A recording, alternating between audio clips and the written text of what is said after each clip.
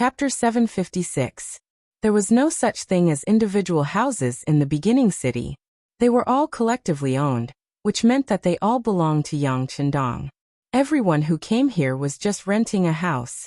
According to the rules, only those who had worked in the beginning city for more than 5 years were qualified to buy a house here. This caused the houses here to look the same from the outside. The so-called differences were only the various differences after entering the rooms. For example, the furnishings in the house, the decent items in the house, and so on. However, when Beta Persei followed Kikij into the house, he really did not see anything decent. It gave him a feeling of emptiness, and then cleanliness.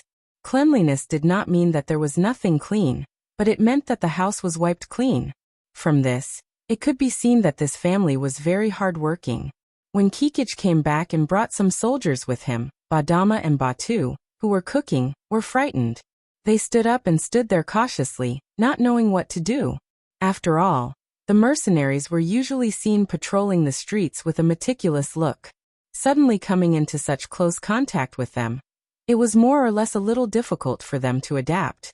Brother, this is Beta Persei. He is from the Yang residence.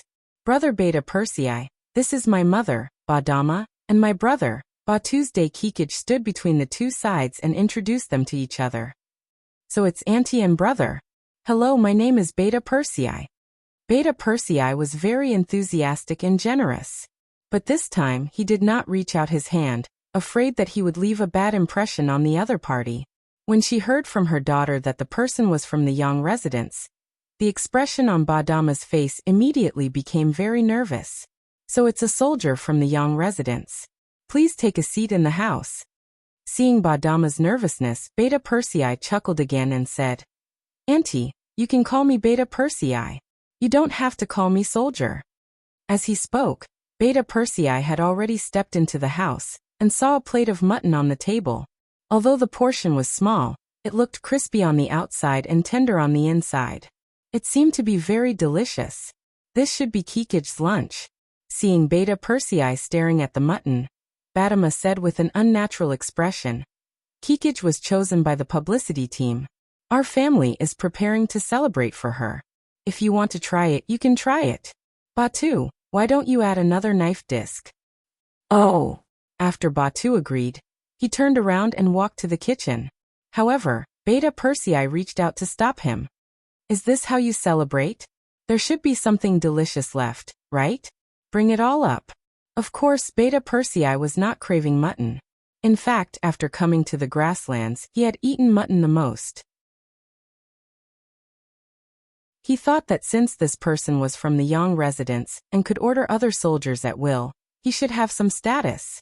As long as he was willing to help, there should be no problem. While he was still thinking about this, Beta Persei had already spoken. The people in the recruitment office are right to do this. This is also the intention of the god of war. After all, people will die in war. He is actually thinking for you. Even Beta Persei said that this was the right thing to do. Batu, who had just seen hope, could not help but lower his head again. Didn't this mean that there was no hope for him to enlist in the army? Just when Batu lowered his head and Kikij and his mother's faces were also gloomy, Beta Persei suddenly spoke again. There are exceptions. If you really want to rely on enlisting in the army to protect the first city, and want to use this to make a name for yourself, this feeling is understandable and can be satisfied. But there is one thing, people may die in war. Are you afraid of death? And auntie, if Batu dies gloriously on the battlefield, can you accept it? Things suddenly took a turn for the better, and Kikij's family of 3 could not help but feel their eyes light up. Next, Batu spoke first. I can accept it. People will always die in war. If I die in war, it means that my skills are not as good as others. There is nothing to regret. Okay. What do you think, auntie? Yonger couldn't help but ask. Then, she turned her gaze towards Badama. As a mother, who would want to see her son get into trouble? Who would be willing to see her son die? However, Badama knew her son's ambition. She thought that people would die eventually, either vigorously or without life. She nodded heavily. Life and death are up to fate. I support my son. Then there's no problem. Hearing such an answer, Beta Persei said as if he was making a guarantee. Ah. There's no problem? Kikij, who was at the side, did not understand. What did this mean? Could it mean that Batu could enlist in the army? Not only Kikij, but Badama and Batu also looked at Beta Persei with a puzzled expression. He had to add, "How about this? I'll take Batu to the recruitment office in a while. As long as he passes the previous physical fitness and equestrian assessment, then he can enter the barracks in the afternoon. But for the 1 to 3 months of recruit training, I'm afraid you won't be able to meet him. That's a closed training, so you have to be mentally prepared in this regard." "It's okay, I can bear it." As if afraid that Beta Persei would go back on his word, Batu hurriedly shouted. At this time he could not wait to go to the barracks with Beta Persei immediately. As for whether he would eat or not, it did not matter. "There's no hurry. The food will be delivered soon. We'll go after eating." Young Er chuckled. At this moment, Kikij also laughed. From time to time, her eyes would look at Beta Persei. Her expression was full of a different kind of feeling. Ba Daojiang was very fast. After a while he returned with 6 dishes.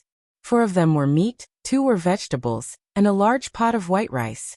Kikij did not know how long it had been since she had such a sumptuous lunch. With Beta Persei taking the lead, everyone ate until they were full. Then, when Kikij looked at Beta Persei, there was a trace of tenderness in her eyes. Cough, cough, cough. Suddenly, Badama coughed out of the blue. It was followed by a long bout of non-stop coughing until his face turned red. Only then did he slowly recover. "What's going on? Auntie has caught a cold. Didn't she go to the hospital in the city?" Beta Persei noticed that neither Kikij nor Batu showed any surprise at this moment. It was as if they were used to it. He suddenly felt that something was wrong and asked with concern. "Yes, but the cost of the hospital is too high. We can't afford it," Kikij answered, but as she spoke her voice became softer and softer.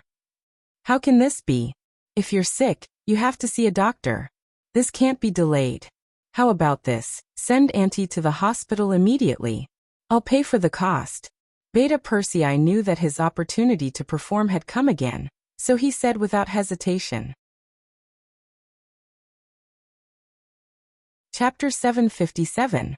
How can we do that? We already owe you too much. Kikij's face turned red as she spoke. At that moment, she even thought of selling her body to save her mother. Why not? You and your brother are going to serve the mercenaries soon. You can return the money you earn to me in the future. Besides, you and Batu are going to join the army, so Auntie will be considered a military family member. She will be taken care of in the hospital, and the fees will be reduced a lot. Don't hesitate, this matter is settled. Beta Persei said in an unquestionable tone. At that moment, he had undoubtedly become a pillar of support for Kikij's family. After the meal, Beta Persei first accompanied Badama's family to the hospital. When young heir appeared here, even the director was shocked. Then he found the best doctor. After seeing him, he concluded that it was only caused by the cold. There was nothing wrong with him. He just needed to stay in the hospital and take medicine to recuperate for a while. At that moment, Beta Persei asked for a room to be admitted to the hospital. Naturally, he was given the green light. Under the principle of special treatment, Badama was soon admitted to the hospital. Next, Beta Persei accompanied Batu to the recruitment office. Since he had shown up, the officers there naturally obeyed. Batu's name appeared on the recruits' roster, and he was asked to arrange a place to live and receive the corresponding equipment. At this point, he had done what he had promised. Kikij, who had been following beside him, also found that her mother and brother were not around. She was alone with Beta Persei. Ba Daojiang and the others naturally kept a certain distance from the two of them. Seeing that there was no one around, Kikij's face turned even redder. Thank you for everything you've done for our family." "Hey, it's nothing. Since you think so highly of the mercenaries, it's only right that we do something for you," Beta Persei said casually. But after saying this, his face turned a little red. He seemed to have thought of something but did not dare to say it out loud. "What happened to you?" Looking at Beta Persei's awkward appearance, Kikij asked curiously. He did not look as heroic as he did in the hospital and the recruitment office just now. Beta Persei, who was questioned by Kikij, blushed again, but in the end he gritted his teeth and said as if he had made up his mind. Can I visit you at the publicity office in the future? Kikij didn't expect it to be this question. For a moment, her face turned red like a ripe apple. If she still did not know what Beta Persei was thinking, she would be too stupid. Kikij did not answer. Beta Persei became a little anxious. I just want to see you. I won't disturb your work. I'll just look at you from afar, okay? Yes. After waiting for a long time, Kikij finally gave a response. Although it was only one word, it carried a lot of signals. It also caused young heir to be beaming with joy. He was extremely excited. When it was time for dinner, Beta Persei returned to the Yang residence in high spirits, but found that Yang Chendong had not eaten yet, and was waiting for him. He hurried over. Young master, it's late. You should have dinner. I'm waiting for you. Let's eat together. Yang Chendong's voice was flat, but when he said that, Beta Persei felt that he had to obey. As Yang Xie continued to expand, although Yang Chendong was only a young man in his 20s, the aura of a superior was very strong. It was no exaggeration to say that he already had the aura of a superior without being angry. Even in the face of the beaming emperor he would not be afraid. The meal was served. It was only 4 dishes and 1 soup. Beta Persei accompanied Yang Chendong for dinner. After the things were taken away, Yang Chendong looked at Beta Persei. Is there anything you want to say to me? Knowing that nothing could escape the 6th young master's eyes, Beta Persei did not intend to hide anything. He told him everything that happened today from beginning to end. When he finished, he said shyly, Young master, I like Kikij. I want to take her as my concubine. When he said that he wanted to take her as his concubine, Yang Chendong's originally calm expression showed a trace of appreciation. He had previously made a rule that the Cold Blade warriors and above could only marry Han women. No matter how good other women were, they could only be taken as concubines. For Beta Persei to say such words, it was obvious that he was following this rule. After knowing that Beta Persei had a sense of propriety, Yang Chendong had no intention of obstructing him. Instead, he nodded and said, Okay, you can do as you see fit. How about this? Tell me what you've seen and learned from Kikij's family. After knowing that Yang Chendong would not obstruct him and Kikij, Beta Persei also became energetic. He immediately said in detail, Young master, the Mongolian people are too poor. Not only do they not have enough to eat, but they also have no money to treat their illness. There should be many people like this in the beginning city. That's right, the people are too poor. How about this? Pass down the order that all military families will have their rent reduced by half. In the future, they will be able to enjoy a 20% discount when buying rice and meat, and a 50% discount when treating illnesses. But you have to be careful that only one wife and one concubine of a mercenary warrior can enjoy this treatment.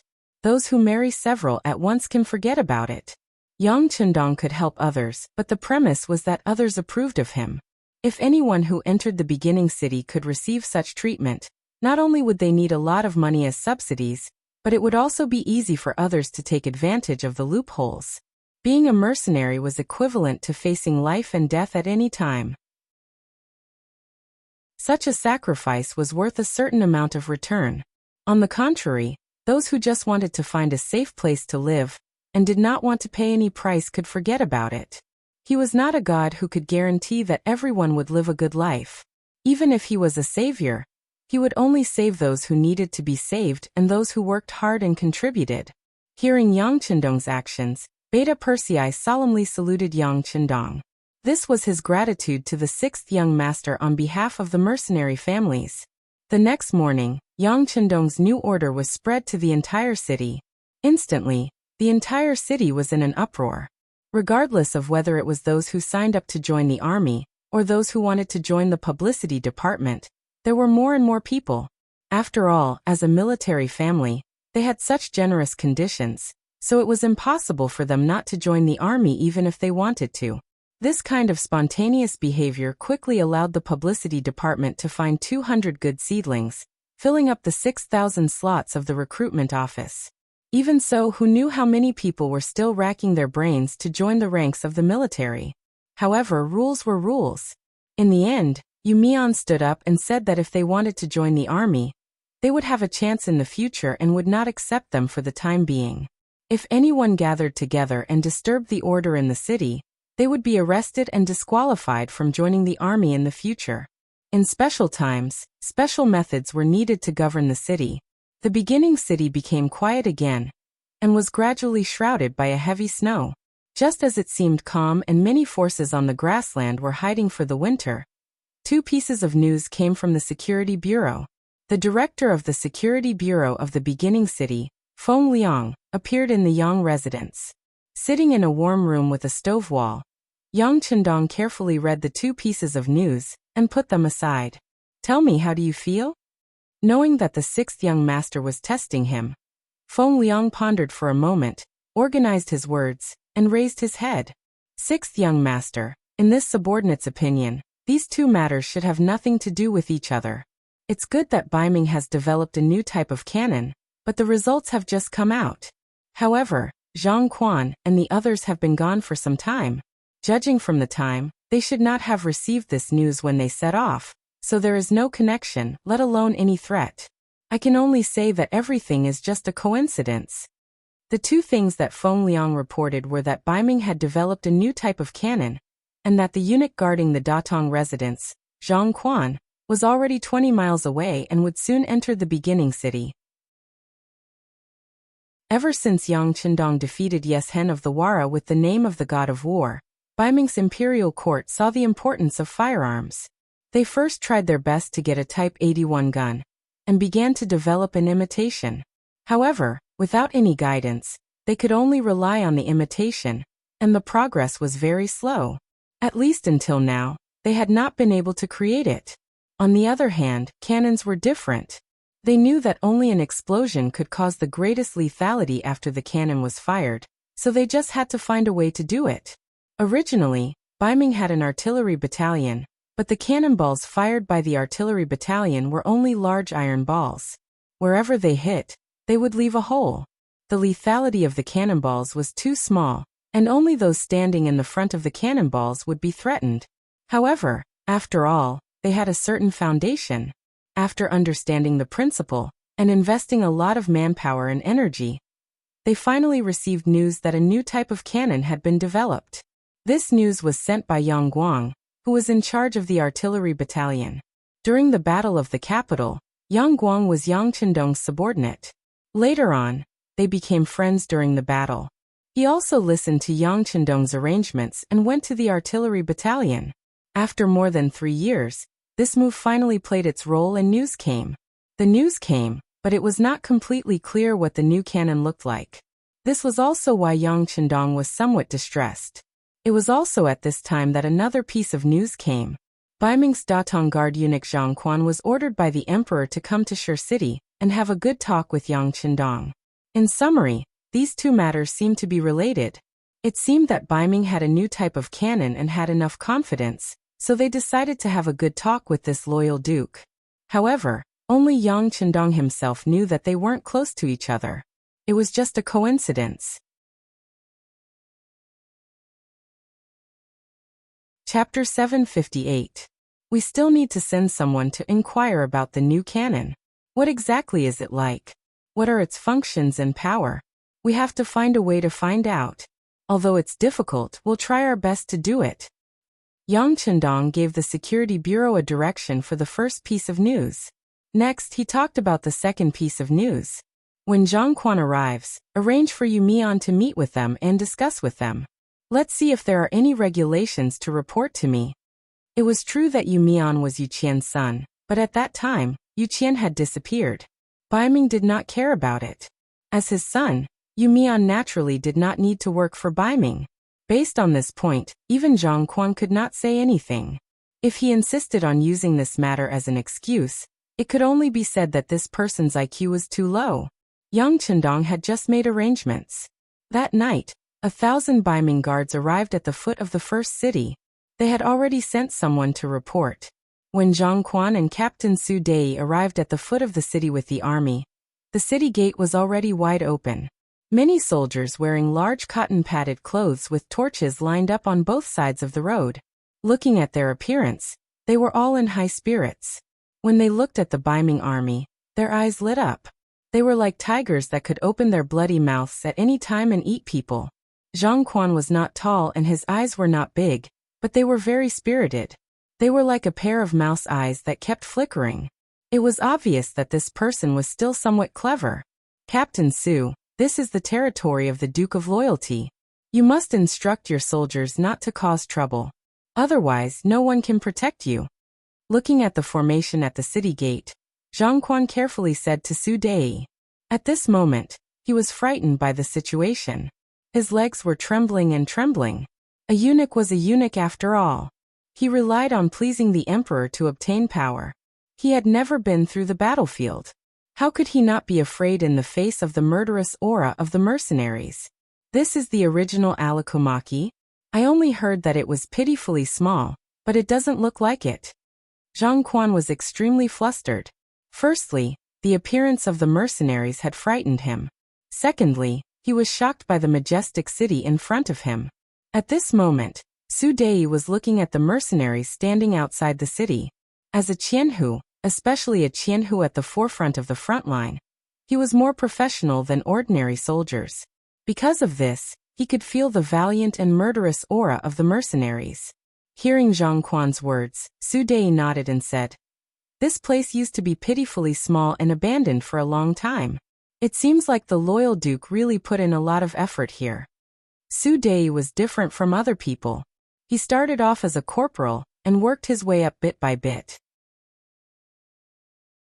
In the past, he had been to some places around the Great Ming Dynasty. Later, he was chosen by Commander Sun Hong and was promoted step by step to the position of Qianhu Guard. It was precisely because he had been to Arakomaki before that he was even more surprised than Zhang Quan when he suddenly saw the magnificent first city. If it weren't for the fact that the aura of these mercenaries was even more amazing, his attention would have been diverted to the city's buildings. The city gate opened, and there were still mercenaries walking out. After about half a cup of tea's time, when everything in sight was lit up by torches, a general wearing a black cloak rode out and stopped 3 meters in front of Zhang Quan and Su Dei. The warhorse was stopped by the reins, but the general didn't get off the horse, nor did he report his name. He just stared at Zhang Quan and Su Dei with a scrutinizing gaze. After a long time, he slowly spat out 3 words, "Enter the city." Suddenly being stared at, Zhang Quan felt a chill run down his spine. Even Su Dei, who was at the side, was tense all the time. He just had a feeling that if something really happened, even if he drew his sword, he wouldn't be the other party's opponent. The person who came could give him a great sense of oppression. After saying these 3 words, the general in the black cloak turned and left. He didn't even look at Zhang Quan and Su Dei. It was as if the other party was an insignificant character, who didn't deserve his attention at all. With someone leading the way, although he didn't appear to be a very good friend, Zhang Quan and Su Dei had nowhere to go. At this time, they could only follow the other party's footsteps and walk into the first city. The city was also dark. After all, it was late. Under the guidance of the general in the black cloak, they turned left and right and came to the front of an inn. There were already people waiting here to arrange their food, clothing, and accommodation. The area of the inn was not small, and each room was also very big. However, there were more than 1,000 Ming soldiers. When these people swarmed in, it was still a little crowded. However, from the beginning to the end, no one stood out to say anything strange. It was probably because they also knew that this was not their territory, and talking nonsense was likely to bring about an unexpected disaster. These more than 1,000 people stayed in the designated inn. Until they went to bed, no one came to see them or sent anyone with status to receive them. Only the waiters in the inn were busy. They were just a few waiters. What could they find out from their mouths? At this time, Zhang Quan couldn't help but feel a little regretful. He didn't expect the people here in the first city to be so strong. It seemed that this trip to seek cooperation wouldn't be too smooth. If he had known this, he might not have chosen to come. Yang Chendong naturally couldn't guess what Zhang Quan was thinking. He heard Tiger's Mane report all kinds of things about Zhang Quan, and the others in the Yang residence. He couldn't help but smile. Who arranged for Yi La to go out of the city to welcome them? It seemed that the general in the black cloak was the commander of the Nuzan cavalry regiment, Yi La. No wonder the murderous aura was so strong that even Su Dei was scared. Young master, this is the joint idea of City Lord Yu Mian and I. We thought that the other party would come from afar, so we have to show them our strength first. Not understanding Yang Chendong's meaning, Tiger's Mane said tentatively. The sixth young master had previously said that he and Yu Mian would be in charge of the welcoming, but he hadn't expressed any attitude. Therefore, sending Yi La was also the idea of the two of them in order to intimidate the opponent. If they didn't strike the opponent's morale, they were afraid that some things wouldn't be easy to do next. Well, Yi La's murderous aura is strong. It should scare them so much that they won't be able to sleep well tonight. Yang Chendong still had a smile on his face. Obviously, he wasn't angry about Tiger's Mane and Yu Mian's choice. But in the end he still said, I'm afraid that just being a deterrent is not enough. How about this? Let them see the prosperity of the city tomorrow. One by one, is the way of civil and martial arts. Finally, there was a clear instruction.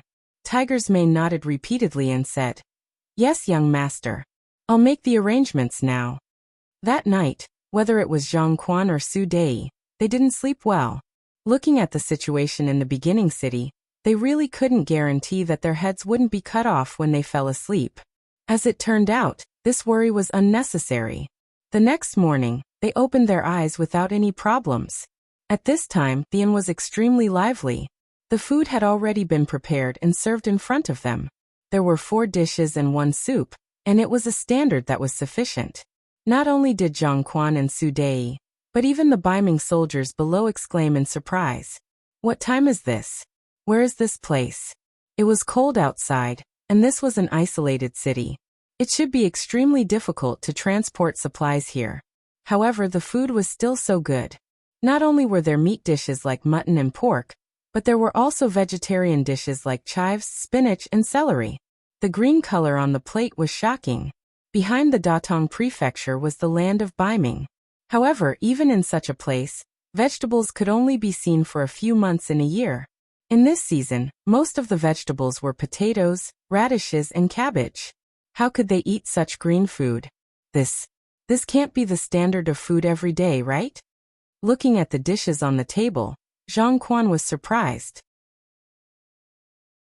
Su Dei was also shocked by the reality in front of him. A voice sounded in his mind. This standard of food can't be continued. It's probably because I've just arrived and they're treating me well. Yes, that must be it. This breakfast was no less than the one that greeted them last night. It gave Zhang Quan, Su Dei, and the others a shock. Not long after breakfast, someone came to deliver a message, saying that City Lord Yu Mian was dealing with government affairs, and did not have time to see them. He asked Zhang Quan and the others to walk around the city. But at the same time, he also made a request, and that was to not invite too many people on this trip, let alone gather together. Otherwise, if something went wrong, both sides would lose face. After sending away the messenger, Zhang Quan muttered to himself for a moment before looking at Su Dei and saying, Thousand Commander Su, since they're letting us look around without any defenses, we'll do as they wish. Let's arrange for the soldiers below to be led by a sergeant to walk around the city. At night, they'll report to us what they see. Remember to remind them not to make trouble out of nothing. Otherwise, no one can protect them. When he said the last sentence, Zhang Quan's expression was much more serious. When Su Dei heard this, he nodded and went to make arrangements. Hundreds of small groups led by the Ming army squad leaders left the inn and started to move through the city according to the directions they had divided. Zhang Quan and Su Dei didn't stay idle either. They also brought a few attendants to the main street of the first city. They went to the commercial street that the innkeeper had mentioned. The commercial street was something that Yang Chendong must build in every city that belonged to him. By gathering all the businesses in one place, not only could it be better managed, but it could also attract people's attention. Whether it was merchants or ordinary people, they could buy things better.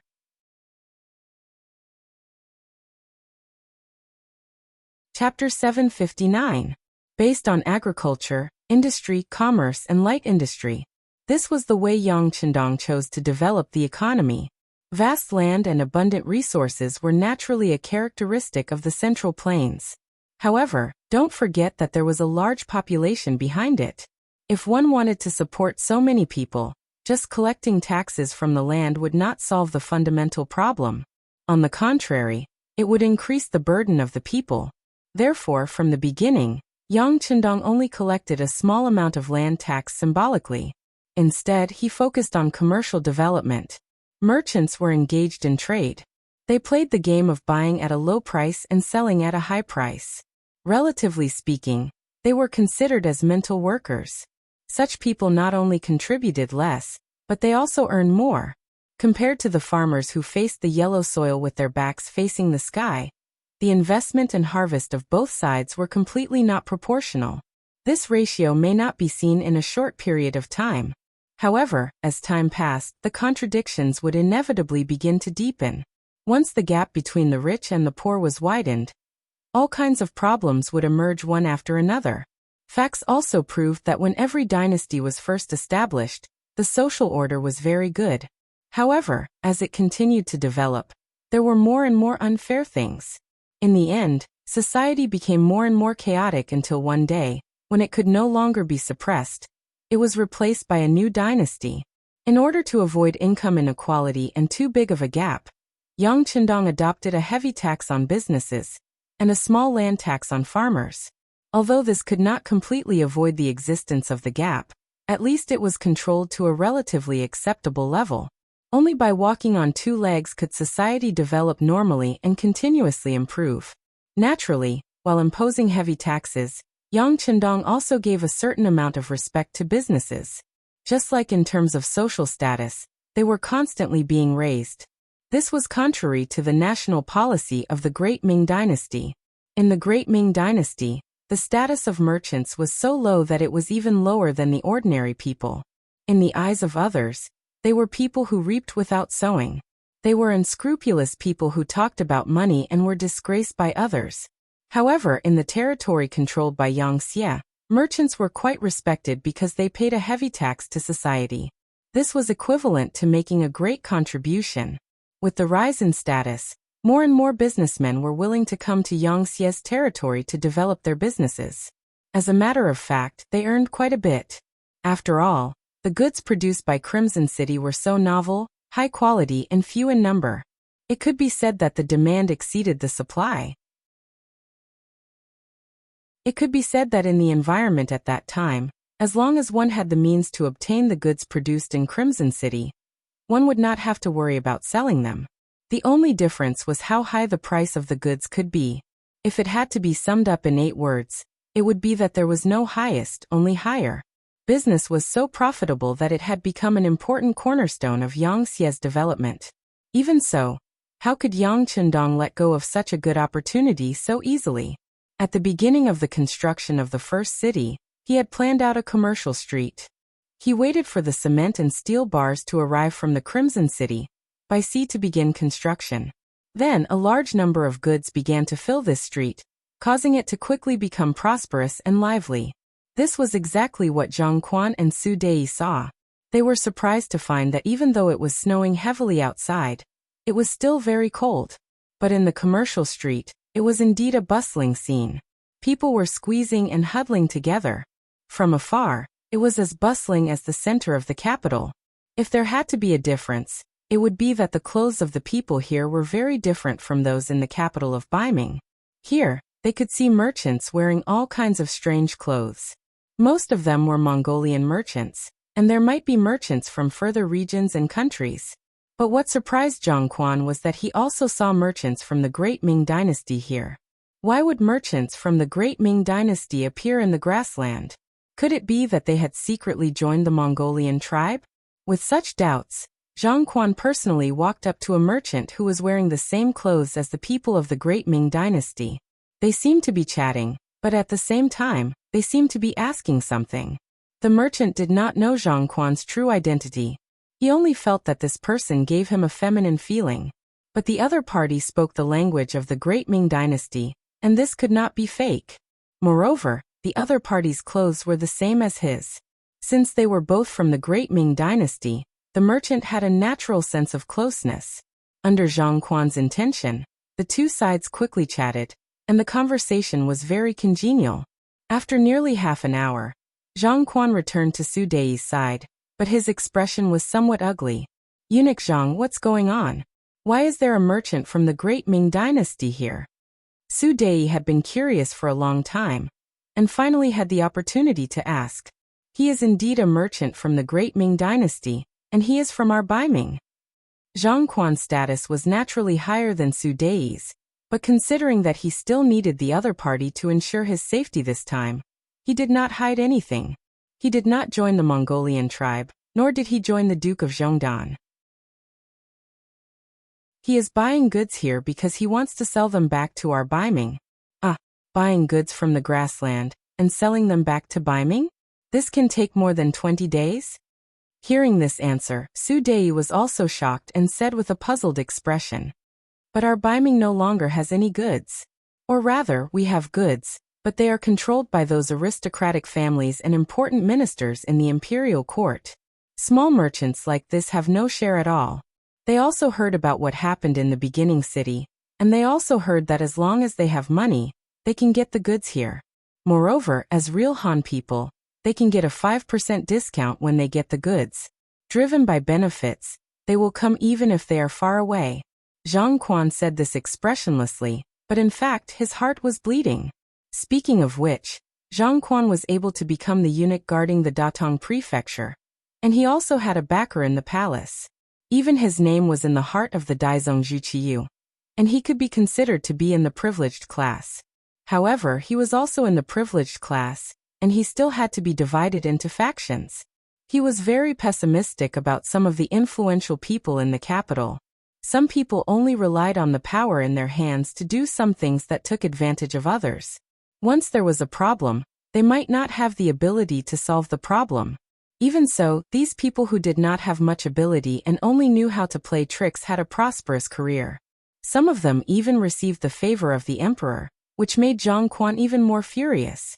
With this understanding and now hearing this merchant's words, it was no wonder that his expression became very bad. Zhang Quan saw something deeper, which was the decay and decline of the Great Ming Dynasty. Although it was a small matter, it did give him a different feeling. Here all he saw was prosperity, youthfulness, and hope. Su Dei was only a Qianhu. Perhaps he could not think of so many things, but he also knew that in the long run, the influence of the beginning city would grow bigger and bigger. One day, it would have the power to replace the Great Ming Dynasty. While the two of them were still lamenting in their hearts, a mercenary soldier in military green suddenly came. "My lords, our city lord invites you." Was he finally going to see the city lord? Zhang Quan nodded to Su Dei and then said, "Please lead the way." This journey was very far, and they were 5 miles away from the city. Fortunately, horses had been prepared here, and the road had been completely cleared to ensure that they could travel unimpeded. Even so, after driving for nearly half an hour, they arrived at their destination. They came to a vegetable greenhouse area covered with plastic films. The soldier who led the way took out a special token that emitted a silver light from his body. No one stopped them all the way. When they finally arrived in front of a large shed area, he got off his horse, pointed to a large shed area and said, "My lords, our city lord is inside. Please." Zhang Quan and Su Dei got off their horses, and did not bring any entourage. In fact, not everyone could enter this shed. The two of them followed the soldier into the shed, and the first feeling they had was warmth. Compared to the cold weather outside, not only was the air here fresher, but the climate was also very pleasant, giving people the feeling that the 4 seasons were like spring. What greeted their eyes was not a white expanse, but was completely replaced by green. At this moment, Yu Mian, who was in front of a cucumber rack, turned his head with a smile on his face. He greeted them warmly. "Eunuch Zhang, Qianhu Su, you're here." Before they came, they knew that the city lord of the beginning city was called Yu Mian. He was the eldest son of Yu Qian, the assistant minister of the Ministry of War. For this matter, the embroidered uniform guards and the East faction guards had also made a report to the imperial court. The general idea was that they suspected that Yu Qian's disappearance had a lot to do with the mercenaries. However, everything was just a guess. Without any evidence, this matter was still unknown in the end. Now that he finally saw Yu Mian, the first thing Zhang Quan said was, "How is City Lord Yu? But I wonder if Assistant Minister Yu is doing well?" In the face of this obvious test, Yu Mian chuckled and replied politely, "My father is doing well. Thank you for your concern, Eunuch Zhang. Oh right, it's your first time here. How do you feel about our shed area?" He did not say much about Yu Qian's matter. This was also the result of Yu Mian asking Yang Chendong for advice. He knew that since Bai Ming had sent people here this time, they would definitely be interested in his identity. Naturally, they would not be able to avoid his father. When he asked about Yang Chendong, the answer he received was, half hidden, half revealed. After fully understanding this sentence, Yu Mian knew that even if he wanted to say that his father was still alive, he could not tell them what he had done. Thus he came up with this answer. Yu Mian took the initiative to change the topic, and Zhang Quan sighed in his heart. He knew that this question would end here. Not to mention whether it would cause trouble for him if he asked. He was afraid that the other party would not answer him even if he asked.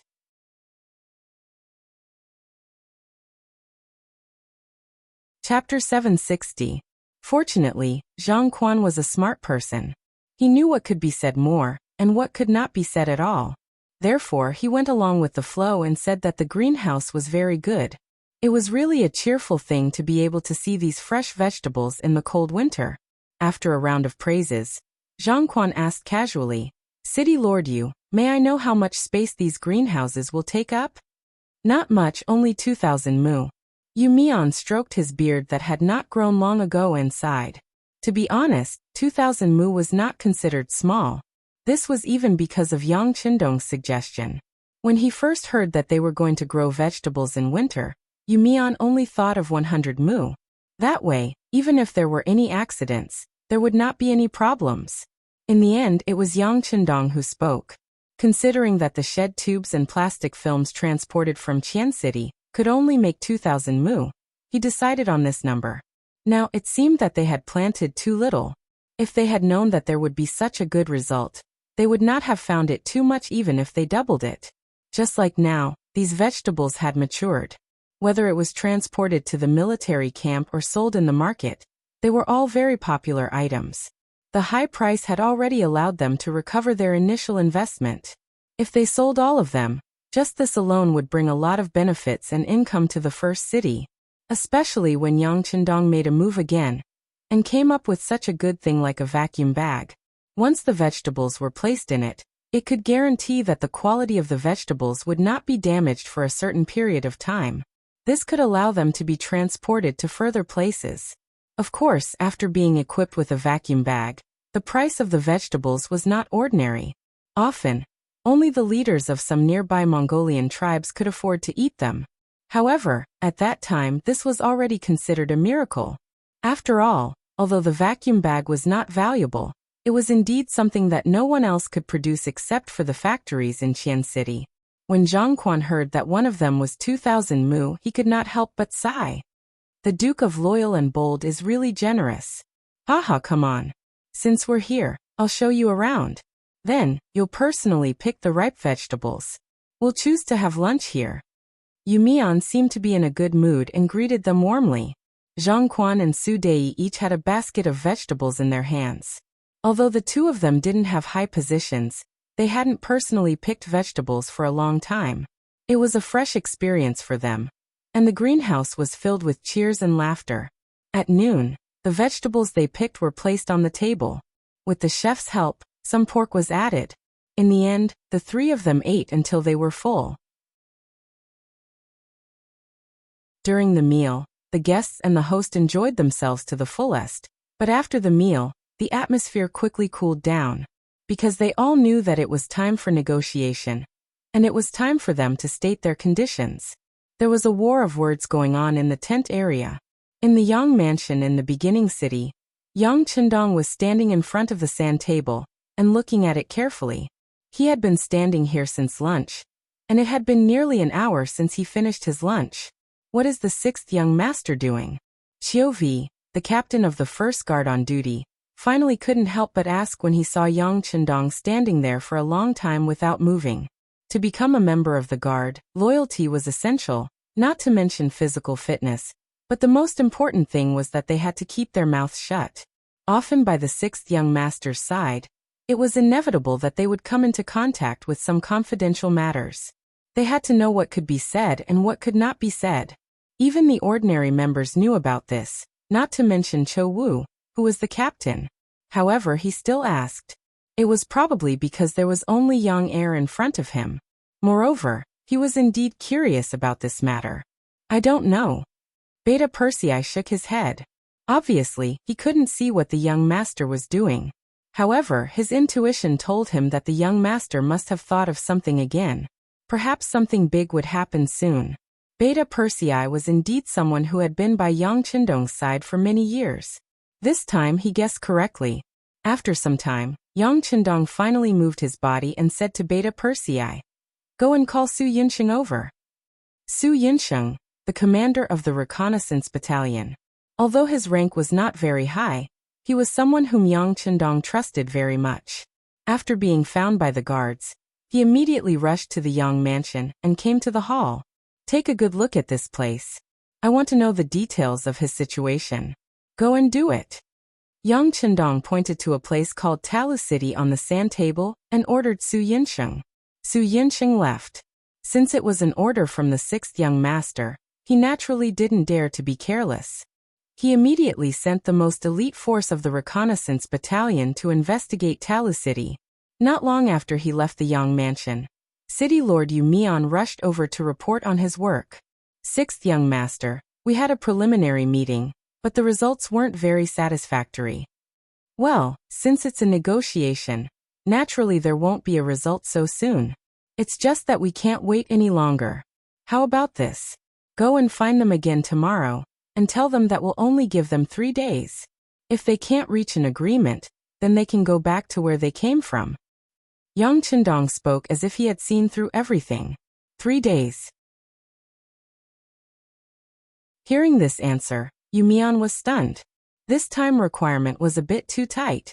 Of course, he was more worried that with only 3 days, it would be difficult to reach an agreement.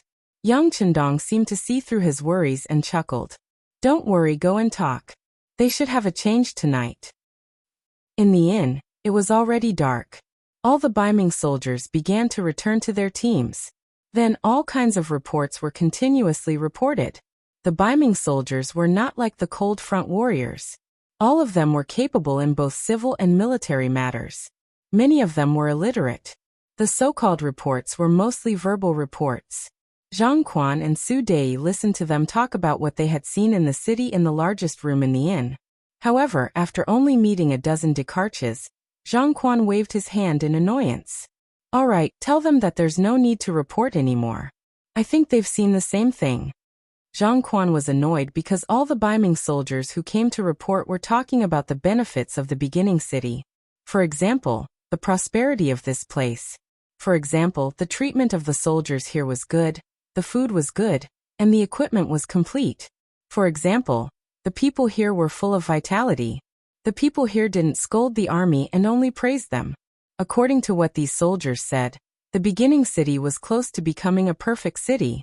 Those who could live in this city, whether it was the soldiers or the people, were the happiest people in the world. In that case, what was the Datong mansion? What was the Baiming mansion? What was the Baiming capital? It was no wonder that Zhang Quan was so angry that he sent all of them away. Although he had long seen that the beginning city was extraordinary, now that everyone said this, it was still a little beyond his expectations.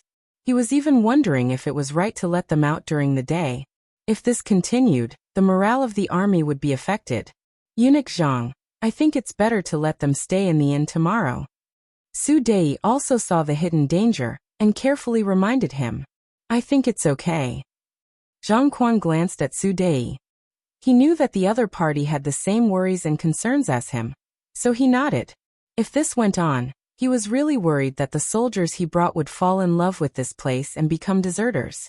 If that happened, it would really be a huge loss of face. At this moment, Zhang Quan finally knew why the mercenaries allowed him to bring all the soldiers into the city instead of arranging a residence for them outside the city. As a result, no one stopped these soldiers from watching the show in the city.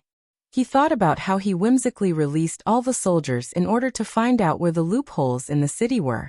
He even had the opportunity to let them come into contact with the mercenaries and see if he could persuade them to work for him. But now his soldiers had almost rebelled. Now that he thought about it, he had really shot himself in the foot. The beginning city had this kind of attraction. The more you knew, the easier it was to be roped in by them. In view of this, Zhang Quan and Su Dei came to the same conclusion. Tomorrow, they would imprison the soldiers and not allow them to walk on the streets freely. Early the next morning, the order was issued and immediately caused many soldiers to be unhappy. Many of them had heard yesterday that the mercenaries' publicity team would have a program today, and it was said that it would be very interesting. This was very tempting for the Baiming soldiers who had been guarding the border. Among them, Nie Jingyi was the one who shouted the loudest. Nie Jingyi was 25 years old. He was only 3 years older than Yang Qindong, but he was already a centurion.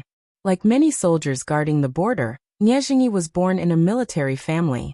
This meant that he was destined to only be a soldier in his life. He had no other choice. Fortunately, although he was born in the same family, he seemed to like to join the army. He was the king of children since he was young. When he grew up, he also had a burly figure. After joining the army, he did not make it in time for the Battle of Tumu Fort. However, when Yeshen led the Walla soldiers into the Hatao area and even wanted to invade Datong, he did participate in the battle. In that battle, he killed 4 enemies and captured 1 alive. He was forcefully promoted from the position of a squad leader to a centurion. It was precisely because of his military exploits that he had obtained everything he had that he was highly respected among the soldiers. At least in the centurion he led, everyone was willing to listen to him. Yesterday, he also heard from the people in the city that the publicity team would perform a program tomorrow.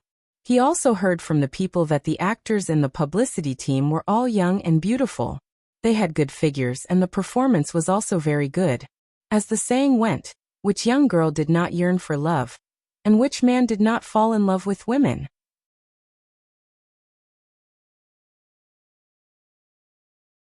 Chapter 761. After all, Nie Jingyi was a young man of 25 years old. He was quite handsome, especially his head. Girls would often blush when they saw his body. However, he was still single. Speaking of which, the border army at that time wasn't that poor. In addition, the imperial court also had to consider the continuation of the army's household. For this reason, they were very concerned about the marriage of the soldiers. When a young lad reached that age, as long as he wanted to, he still had the ability to marry a woman. Nie Jingyi could only blame himself for being too good. He had always wanted to find a good-looking, kind-hearted and good lady. There were ladies in the Datong prefecture, but young and beautiful ones were rare. Even if there were, they might not be interested in Nie Jingyi's family background and background. As time passed, the days passed. When he was 25 years old, he was still unmarried.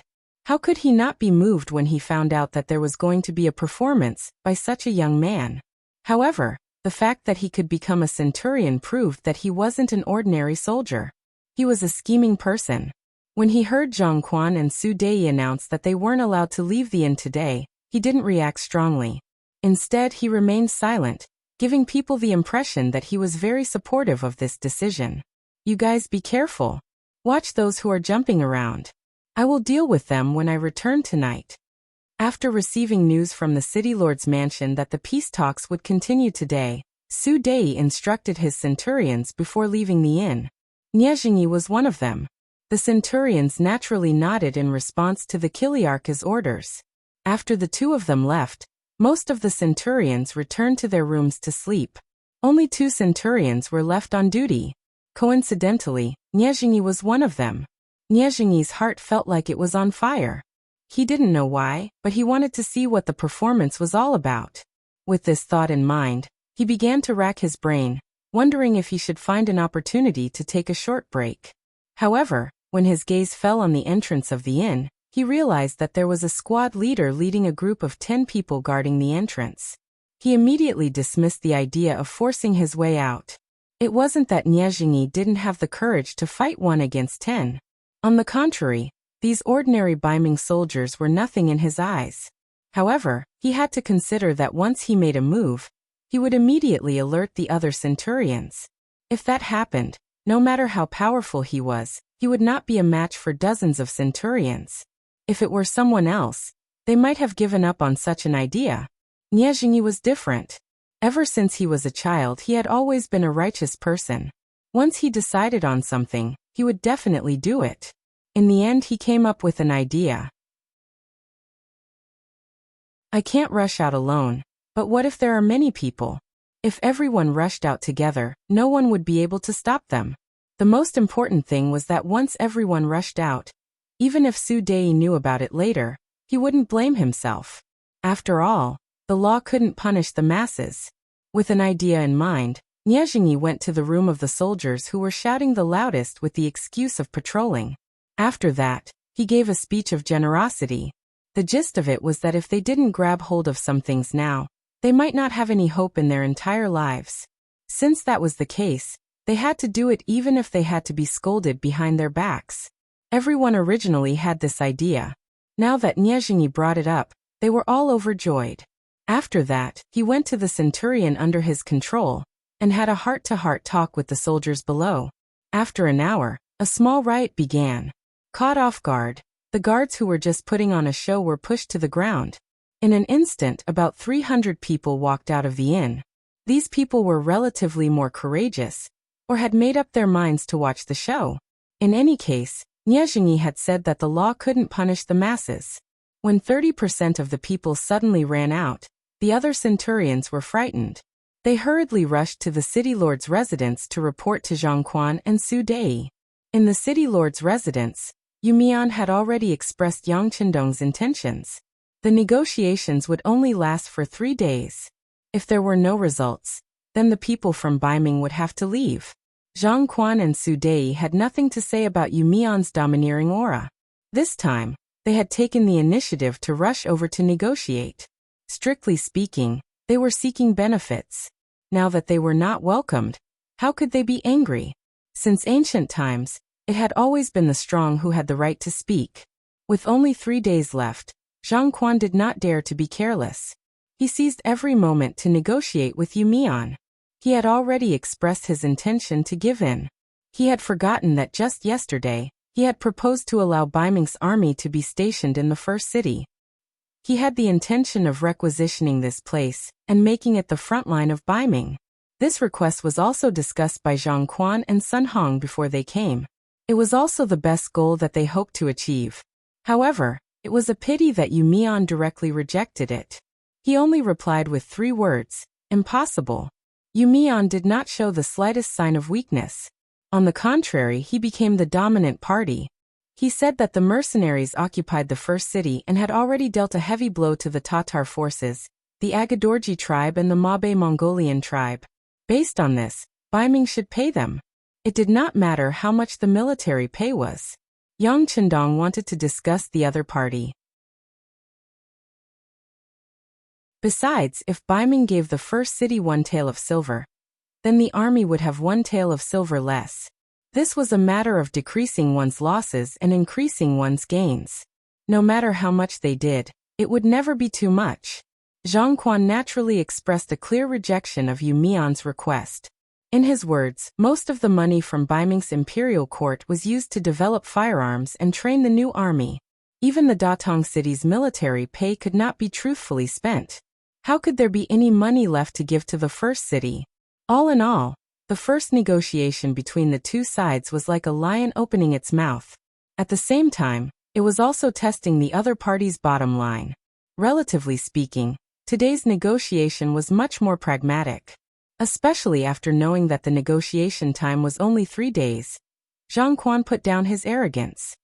He did not mention those impossible requests to stimulate the 2 sides. Instead, he put forward some practical requests and conditions for the 2 sides to be allies. The negotiation began to enter the normal track. When the attitude of both sides began to become gentle, suddenly, A soldier outside the door reported that 2 centurions from the Baiming army had come. They said that they had important matters to discuss with Zhang Quan and Su Dei. The negotiation had to be terminated because of this. Young Mansion. The 4-man post at the door became an 8-man post. At the same time, the number of patrolling soldiers on the streets of the first city began to increase. Even the divisions and regiments that were training in the ice and snow outside the city also gathered and returned to the city. All kinds of signs indicated that something big must have happened in the city. Young Chendong was in the warm study room. Beta Persei, who was standing beside him, was reporting the situation to him. Young master, I heard that 300 people escaped from the Baiming army. They suddenly disappeared. As soon as he received the news, Lord Yu increased the speed and strength of the patrols in the city.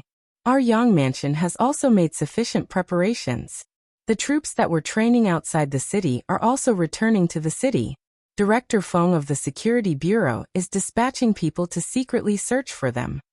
After reporting all the information he knew in one breath, Beta Persei took a breath, and then waited for Yang Chendong's instructions. 300 people escaped? What's going on? Yang Chendong's expression became serious at this moment. If this was Baiming's plan, these 300 people were likely to cause chaos in the city. Of course, it was only 300 people. In a city with a population of more than 50,000 people, and an army of more than 30,000 people, it was not a big deal. According to the Security Bureau in the inn, it was because many Baiming soldiers were very interested in the show performed by our publicity team. They wanted to watch the show, but the higher-ups did not allow it, so they escaped privately. Beta Persei scratched his head and said a reason that was not a reason. What? At this moment, even Yang Chendong was confused by these words. Just to watch a performance, 300 people had disappeared. This was indeed beyond his expectations, and it made him feel like it was child's play. Beta Persei also felt ridiculous when he first heard the news. But since it was reported by the Security Bureau and reported to the 6th young master, it should not be wrong. Who would dare to joke about such a big thing? This was a very serious problem. Yes, that's what was reported. Young master, what do you think? Beta Persei carefully asked Yang Chendong how to deal with it. He did not answer immediately. Instead, he fell into deep thought for a while. After a while, Yang Chendong seemed to have made up his mind and said, Beta Persei, go and see where the publicity team is performing today. Find those people and arrest them all. Okay. Beta Persei became excited when he heard that there was a chance to make a move. By the way, young master, how many people can I bring? Take 10 guards with you. Then ask Tiger Mang for a battalion of soldiers. That should be enough. Isn't it just 300 Baiming soldiers? By the way, don't make too much noise when you arrest them. Bring them back when you find them. Yang Chendong chuckled. He obviously had a general idea in his mind. Since Baiming himself had such a loophole, he would certainly take advantage of it. He wanted to know something from these soldiers. Beta Persei did not know the specific thoughts in Yang Chendong's mind. But since it was an order from the 6th young master, he just had to execute it to the letter. He nodded and agreed. After a while, he turned around and left the inner court.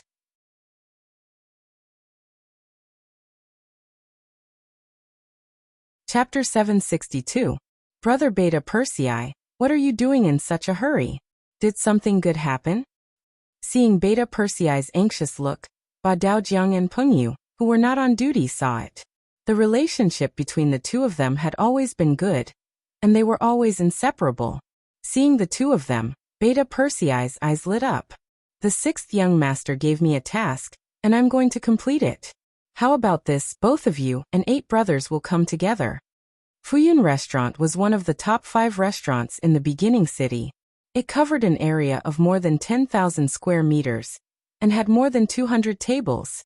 In particular, there was a large open space in the middle of the restaurant with a cement floor. It was perfect for performing some large-scale programs. As early as a month ago, Fuyun Restaurant had contacted the publicity department and wanted to invite them to perform in the restaurant. Today was the official day. Since the morning, all the tables in the restaurant had been occupied. Even so, there were still many people who wanted to buy a place to stand with silver. For a moment, the restaurant owner was so happy that he could not close his mouth. At about 9 o'clock in the morning, the staff of the publicity department who were ready at the back of the restaurant had already made all the preparations. As the director, Shui Qing kept walking in front of the girls of the publicity department, repeatedly telling them not to be nervous. When the performance started, they just had to perform according to the usual rehearsal. A group of very beautiful girls, each of them wearing the military uniform of the Cold Front, with beautiful berets on their heads, looked valiant and heroic. Today they were going to perform the scene where the god of war commanded the army to defeat Agadorji of the Tartar tribe. Of course, they could not perform the entire scene. They only chose the moment when the entire army charged. In order to achieve a sufficient stage effect, Shui Qing mobilized a total of 220 girls of the publicity department. In other words, not only were all the 200 students recruited later on, but also some of the cultural backbone staff from Crimson City. This was to create a magnificent scene with many soldiers and generals. Since everyone had to go on stage, Kikij was naturally one of them. Not only did she have to go on stage, but she also had to appear as a character with status and lines. Kikij had a heavy responsibility on her shoulders. The reason why she was able to stand out so quickly was inseparable from her usual hard work. And naturally, it was inseparable from her current identity. As for Beta Persei, after he fell in love with Kikij, he told everything to the sixth young master. After getting his consent, he asked for advice on what to do. Perhaps in his eyes, the sixth young master was omnipotent.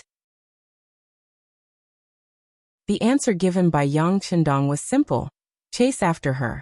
To put it bluntly, he had to be thick-skinned, show more concern, and interact more. After a round of pestering, his chances of success would increase by a lot. This was the reason why a good girl was afraid of a pestering man. Beta Persei naturally carried out Yang Chendong's orders to the letter. Whenever he had time, he would come to the publicity office. At the very beginning, it was under the pretext of inspecting work, but after a long time, even Shui Qing knew that this favorite of the sixth young master liked the little girl Kikij. Naturally, he gave the green light. When everyone knew about this matter, Kikij's identity and status also stood out. Even director Shui Qing was polite to her, because everyone knew how powerful Pillow Talk was. Fifth brother Yang had a high position and power in Crimson City, not to mention brother Beta Persei, who was in a higher position than him. With Shui Qing's care, coupled with her dancing foundation, her figure was very good, and her appearance was very decent. It was impossible for Kikij not to stand out. This time, she was entrusted with a heavy responsibility and arranged to play a very good role. This was not the first time Kikij had gone on stage. A week ago, she had performed for a while in the largest immortal abode restaurant in the first city, and her performance at that time was very good. But this did not prevent her from being nervous this time. Before going on stage, she was still constantly taking deep breaths, forcing herself to calm down. The backstage was nervously and orderly preparing. The hall of the Fuyun building was even more crowded. Nie Jingyi and the others, who were mixed in the crowd, were anxiously waiting. They rushed out of the inn, and then came to the Fuyun building at the fastest speed. At the door they paid a certain amount of silver. It could be said that after taking out all the silver they had the opportunity to squeeze in. Speaking of which, he was lucky to have some silver on him. Compared to some of the other Baiming soldiers who had escaped, most of them were blocked outside the restaurant because they did not have enough silver. If they were in the Datong prefecture, perhaps those soldiers would find ways to cause trouble to express their dissatisfaction. But when they saw the mercenary warriors standing in front of the Fuyun building, they did not have any thoughts of causing trouble. This was other people's territory, and they were facing the legendary elite mercenary warriors. They really did not have the courage to test the law. Finally, it was 9 o'clock in the morning, and the performance began. On the 300 square meter concrete stage, a loud horn sounded, and 60 to 70 warriors, with excellent figures, rushed from the backstage to the performance platform. One flag after another was waved in their hands. Just this appearance alone attracted waves of cheers from the people below the stage.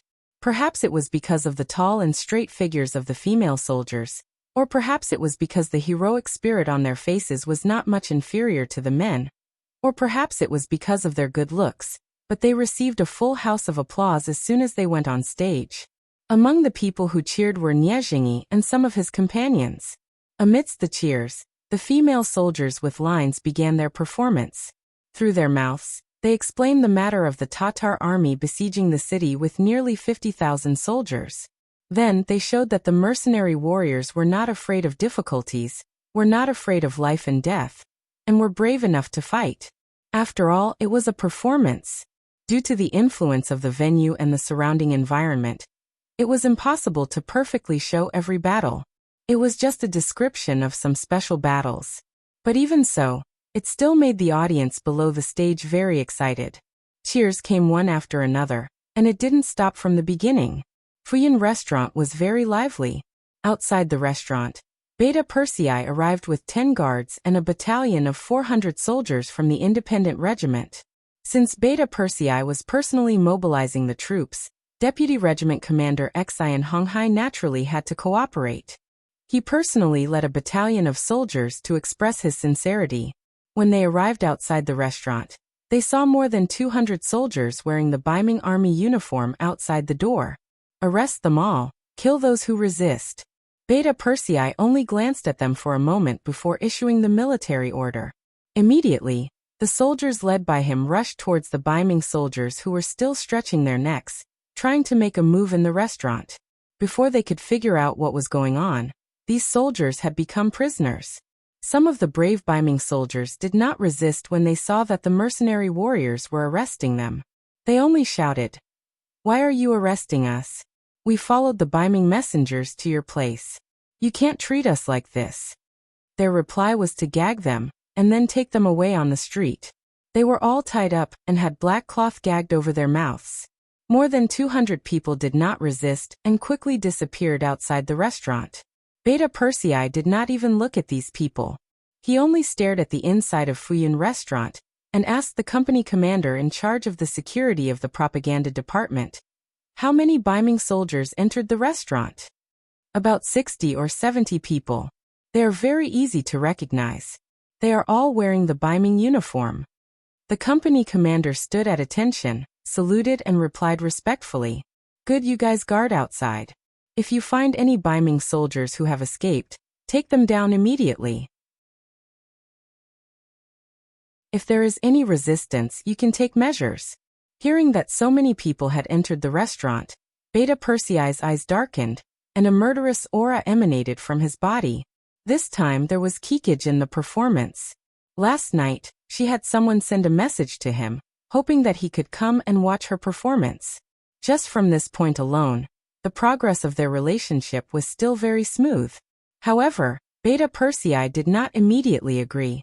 Following by Yang Chendong's side was a heavy responsibility, and he could not even grasp his own free time. But now 60 or 70 Baiming soldiers were in the restaurant. If they had the intention of destroying this performance, wouldn't kickage be in danger? He thought that if someone really did that, he would not mind starting a massacre. I hope you guys are just watching a performance. If you have other ideas, you will definitely regret coming to this world. After making up his mind, Beta Persei called the deputy commander of the independent regiment, Xian Honghai. After discussing with him, they decided on a plan to enter the restaurant and capture the people. It's best not to make a move if you can. After all, there are still many people inside who are watching the show. Thinking that the sixth young master was very protective of the people under his rule, Yang Chendong reminded everyone to wait. At this time, inside the Fuyin restaurant, the performance had already lasted for more than an hour, and was now coming to an end. They had broken the Tatar army's attack and defeated the enemy. Now was the time to cheer for the victory. The sun sets in the west, the red clouds fly in the sky. The soldiers are shooting, the camp is back, the camp is back. Comrades in arms are as close as brothers. Victory has summoned us together. You are from Tiannan, he is from Hebei.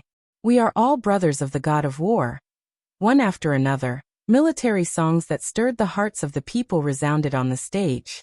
Under the chorus of the actresses, who were full of five tones, it brought climax after climax to the people present. The people who were encouraged by the performance clapped their hands until they were red, but the applause still continued.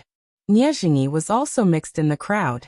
His eyes were shining, and his heart was filled with excitement.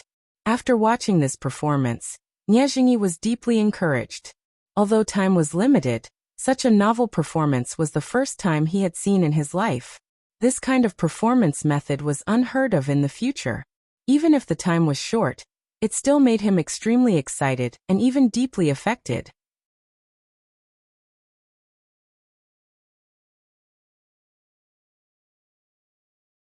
Chapter 763.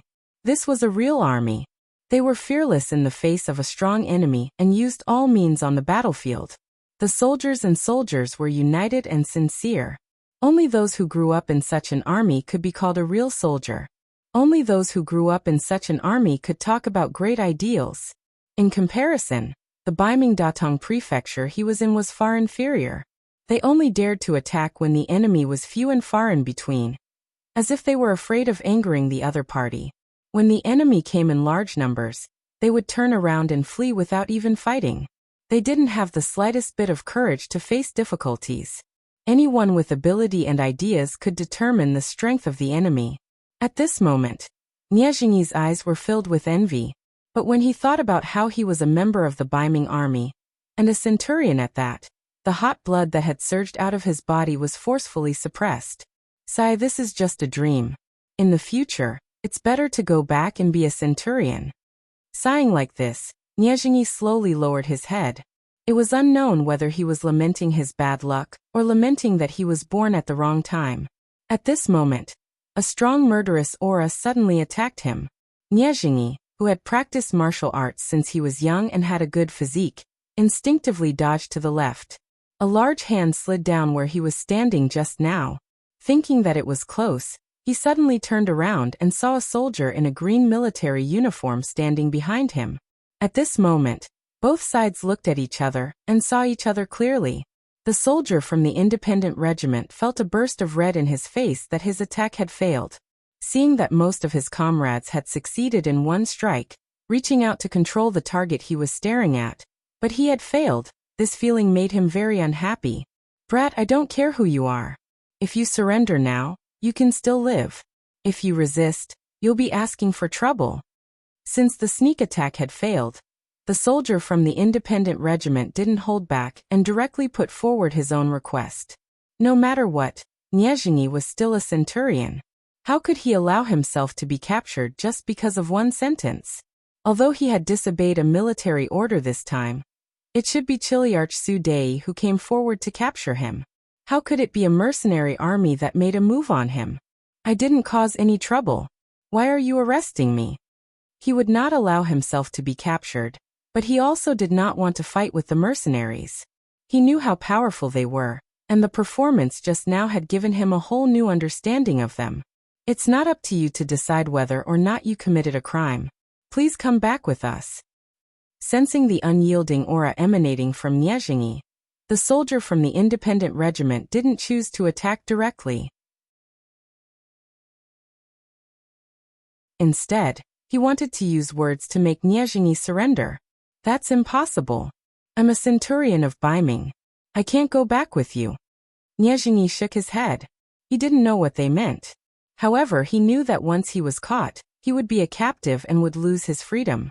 This was not what he wanted. Then don't blame me. Seeing that Niezhinyi wasn't listening to them, the soldiers of the independent regiment could only shake their heads. They didn't care that there were still some commoners around them who didn't know what was going on, and directly grabbed Niezhinyi. At this time, the performance was coming to an end. A group of female soldiers from the publicity department were lining up on the stage to take their curtain call. The audience below the stage was enthusiastically applauding, affirming the other party's wonderful performance this time. However, it was at this time that the sound of fighting came from below the stage, attracting everyone's attention for a moment. There were nearly 70 Baiming soldiers in the crowd watching the performance. About 60 of them were locked down and subdued at the first moment. After all, the Baiming army uniforms they were wearing were too eye-catching. However, there were still 9 people who were resisting, and they all had some strength. Among them, Niezhingi's fight was the fiercest and the fastest to end. Bang! A fist collided with a fist, and the soldier from the independent regiment was knocked back 2 steps. Then a long leg kicked him in the chest, causing him to stumble back again. If it weren't for the fact that there were still many commoners standing behind him, he would have fallen to the ground. After repelling the soldiers of the independent regiment, Niezhingi instinctively wanted to escape. However, he quickly shook his head helplessly because he didn't know when. But he realized that there were already 4 mercenary soldiers standing beside him. They were staring at him covetously. Suddenly, the sound of fighting came from the crowd. Waves of screams could not be stopped from coming from the Fuyun building. Even on the stage, some of the female soldiers were trembling all over. It was one thing for them to fight and kill on the show, but it was another thing for them to fight in real life. Restlessness began to appear, but it was quickly suppressed. The commoners had already noticed that many mercenary soldiers had appeared on the scene. They were all tall and sturdy, and their eyes were fierce. The appearance of these people gave everyone a sense of relief. Some people were extremely excited. When they watched the performance just now, everything was rehearsed. How could it be as exciting as a real fight between dragons and tigers? Some of the bolder ones even found a good seat and sat down, as if this was the real show they were going to watch today. On the stage, Beta Persei appeared with 10 of his guards. As soon as he appeared, the publicity director Shui Qing hurriedly walked over. "Brother Beta Persei, what's going on?" "It's fine, it's just a small matter." Beta Persei's face revealed a confident expression. He first nodded at Shui Qing, then at Kikij, who was looking at him affectionately. Then he shouted at the top of his lungs, "Everyone pay attention. I'm Beta Persei from the Yang residence. This place has been controlled by the mercenaries. Everyone don't panic, and there's no need to be crowded. This matter will be over soon. Everyone just treat it as a free show." Beta Persei's voice was already loud to begin with, and this shout from his dantian was even louder. Sure enough, with this shout the crowd quieted down a lot. Although most people didn't know Beta Persei, he said that he was from the Yang residence. Wasn't that someone by the God of War's side? Even the God of War had sent someone. What else did they have to worry about? After Beta Persei revealed his identity, the hot-tempered commoners quickly quieted down. Then they all looked at the fighting scene with the mentality of watching a show. In the resistance of the 9 people, 4 of them were quickly subdued. Only 5 people, including Niezhingi, were still fighting with the independent regiment. Niezhingi was fighting 1 against 4, and was already at a disadvantage. With his ability, the soldiers of the independent regiment wouldn't be able to gain any advantage in a one-on-one fight, but it was hard to say if it was 1 against 4. He was having a hard time holding on, and felt that the world was unfair. Seeing that everyone's eyes were on him, he thought of a plan and shouted, "What's wrong? Aren't the mercenaries very powerful? Why are you playing the trick of winning with numbers? Don't you dare to have a fair one-on-one fight with me?" Logically speaking, it was unreasonable to shout like that. On the battlefield, the most important thing was to kill and defeat the enemy. Who cared how many people you had? If you had fewer people, it only proved that you were not capable enough. But this wasn't a battlefield and there were so many commoners watching. Niezhingi's shout attracted a lot of discussion, and actually gained the support of some people. Deputy Commander Xian Honghai, who was commanding the soldiers, was startled when he heard this. He didn't think that there would be such a smart person among the Baiming soldiers who knew how to take advantage of the situation. He couldn't help but look at Niezhingi and think about what to say. But before Xian Honghai could say anything, Beta Persei, who was standing on the performance stage, had already spoken. "On the battlefield, only life and death matters. No one will talk to me about fairness. But since you want a one-on-one fight, I'll fulfill your wish. Ba Daojiang, go test his ability. Be careful, don't kill him. This person has some ability and should be someone with a position." "Yes, brother Beta Persei." Hearing that there was a chance to show off his skills, Ba Daojiang immediately grinned and nodded excitedly. He took the task and strode towards the fighting field. With Beta Persei's shout, The 4 independent soldiers who were attacking at the same time stopped. Their faces were all red. They felt that it was a humiliation that they couldn't take down their opponent after such a long time. But since Brother Beta Persei had given the order, they had no choice but to obey. Beta Persei's shout attracted everyone's attention, and they fell on Ba Daojiang, who was walking down the performance stage step by step. Ba Daojiang came from the underworld and his boxing skills were unparalleled. Later he joined Yang Xie and became a guard by the 6th young master's side. He even had the opportunity to receive guidance from Yang Chendong. His strength was no longer the same as before. Now that he had a chance to show off in front of everyone, he would definitely grab hold of this opportunity. First he strode forward. His target seemed to be Niezhengyi. However, as he was walking, he happened to encounter a Baiming squad leader who was locked in a fight with an independent soldier. When he walked past, he suddenly threw a punch. Caught off guard, the Baiming squad leader blocked it with his own fist. However, it was precisely this attack that sent him flying. His body landed 3 to 4 meters behind him before he could land. His face was contorted in pain, and a trace of blood seeped out from the corner of his mouth. It was obvious that this punch had caused him serious internal injuries.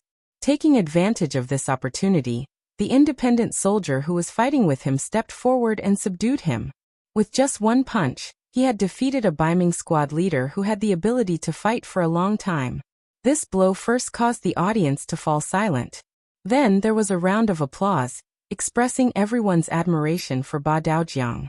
Ba Daojiang cupped his fists at the audience with a smile on his face. After that, he continued to move forward. Another Baiming squad leader was sent flying with a punch. This forced the other 2 Baiming soldiers who were still fighting to stop and let themselves be restrained. They had already seen how powerful Ba Daojiang was and knew that they were no match for him. There was no point in asking for trouble.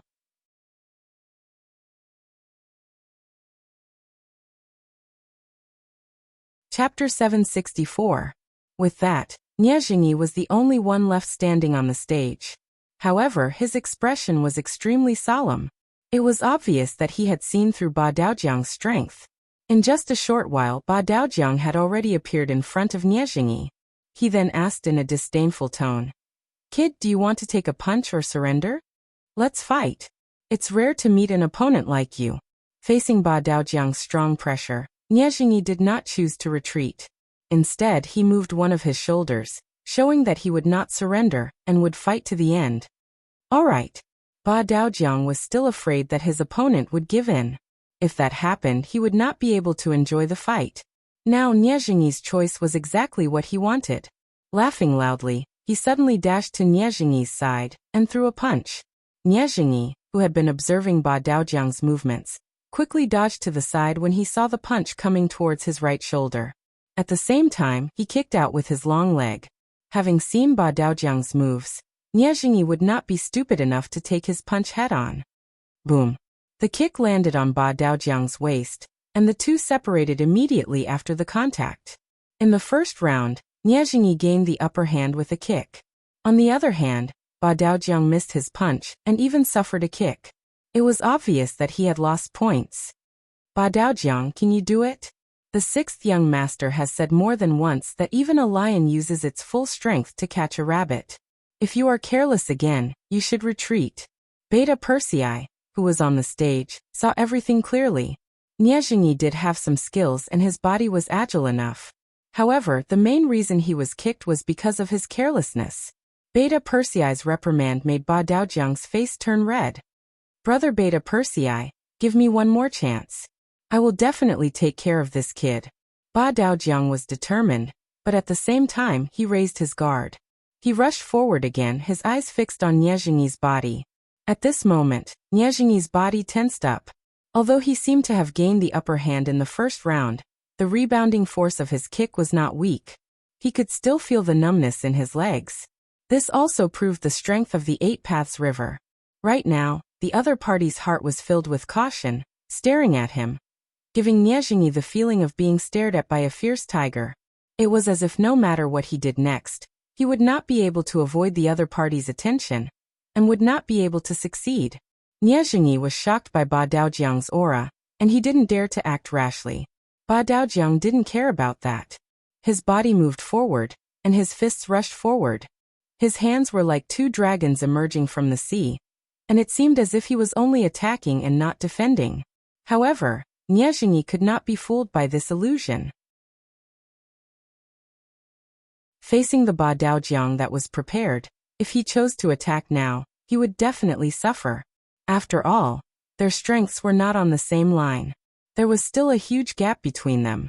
Tong tong tong. Nie Jingyi didn't dare to attack again. Facing the two fists that were rushing towards him, he could only defend. Then the long fists smashed on his body. Every time they hit, he couldn't help but grimace in pain. It was really unbearable. After a dozen punches like this, when Nie Jingyi felt that he couldn't lift his arms anymore, Ba Daojiang once again used a strong grappling hand. After pressing down on Nie Jingyi's neck, he threw Nie Jingyi out. Nie Jingyi, who was already in a daze from the beating, tried his best to land on his back to reduce the pain he might suffer. Just as he landed and let out a muffled groan, another two soldiers from the independent regiment came over and held him down, completely subduing him. Take away all the troublemakers. Beta Persei, who was standing on the stage, waved his hand. Then he nodded gently at the publicity director Shuiqing and gave Kikij a reassuring look. He then strode out of the Fuyun building surrounded by Peng Yu and the others. Not long after Beta Persei and the others left, Zhang Quan and Su Dei rushed over with dozens of Baiming soldiers. However, the answer they received was that Baiming soldiers were causing trouble here and had all been taken away. If they wanted to get them, they would have to go to the beginning city's barracks. Zhang Quan didn't dare to go to the beginning city's barracks. With just Su Dei and the dozens of people he brought, they wouldn't even be enough to fill the gaps between the enemy's teeth. Helpless, he thought of Yu Mian. At this moment, he could only ask for help from the city lord's mansion. Besides, the 300 Baiming soldiers were taken away in confusion. They were then taken to the mercenary barracks outside the South City. Here, they were detained separately and interrogated repeatedly. The general idea was that they left the Datong city's diplomatic mission without permission. Were they trying to pry into the secrets of the mercenaries and the city's defense, etc.? Faced with such a crime that could be beheaded, all the Baiming soldiers shook their heads like a rattledrum. They were really just curious about the show they were going to star in. That was why they had the courage to rush out of the inn. They really didn't have any other intentions. Putting aside how anxious and defensive the 300 Baiming soldiers were, Nie Jingyi, who had been taught a lesson by Ba Daojiang, felt a little dizzy. Then, he was taken to a very quiet place with a black mask on his head. The reason why it was very quiet was because he could no longer hear any sound in his ears. After an unknown amount of time, he finally heard footsteps. Then the black mask on his head was taken off. While feeling the dazzling sunlight in front of him, Nie Jingyi also saw a very young man standing in front of him. The young man had a smile on his face and looked at him with interest. At the same time, he was also sizing up the person who had come. He was young, handsome, and had an indescribable temperament. It felt like he was as heavy as a mountain and as wide as the sea. Even though he was smiling, he still gave Nie Jingyi a great deal of pressure. Who are you? When Nie Jingyi saw that Beta Persei, who had previously commanded the troops, was standing beside the young man and looked like a servant, his instincts told him that the young man in front of him was definitely not a simple person. Impudent! How dare you casually ask questions in front of the great Ming's Duke of Loyalty? Before the young man could answer, Beta Persei's roar had already sounded. Great Ming's Duke of Loyalty. Hearing this, Nie Jingyi's legs went soft and he knelt on the ground with a plop. This was not to say that he did not have a backbone, but that Yang Qindong's name had already resounded throughout the Great Ming. Even in the Datong Prefecture's military camp, the soldiers often talked about this topic when they had nothing to do. In the hearts of the soldiers, this Duke of Loyalty had long been a legend, and had become a synonym for strength and invincibility. You've heard of me? Seeing Nie Jingyi kneeling in front of him, Yang Qindong's face did not change at all. Perhaps he had long been used to all of this. Yes, I've heard of the Duke of Loyalty and know that you're very good at fighting. As Nie Jingyi answered, he was also a little excited. He could actually meet the Duke of Loyalty in person, and even talk to him.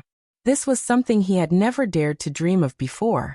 At this moment, Niezhinyi was like a 7th-ranked county magistrate who had been summoned by the emperor. His heart was only filled with excitement and excitement. Hee, my level of fighting is just average. It's mainly because the soldiers under me put their lives on the line that I'm able to achieve glory time and time again. Yang Chendong said with a modest face. Niezhinyi did not seem to agree with this point of view.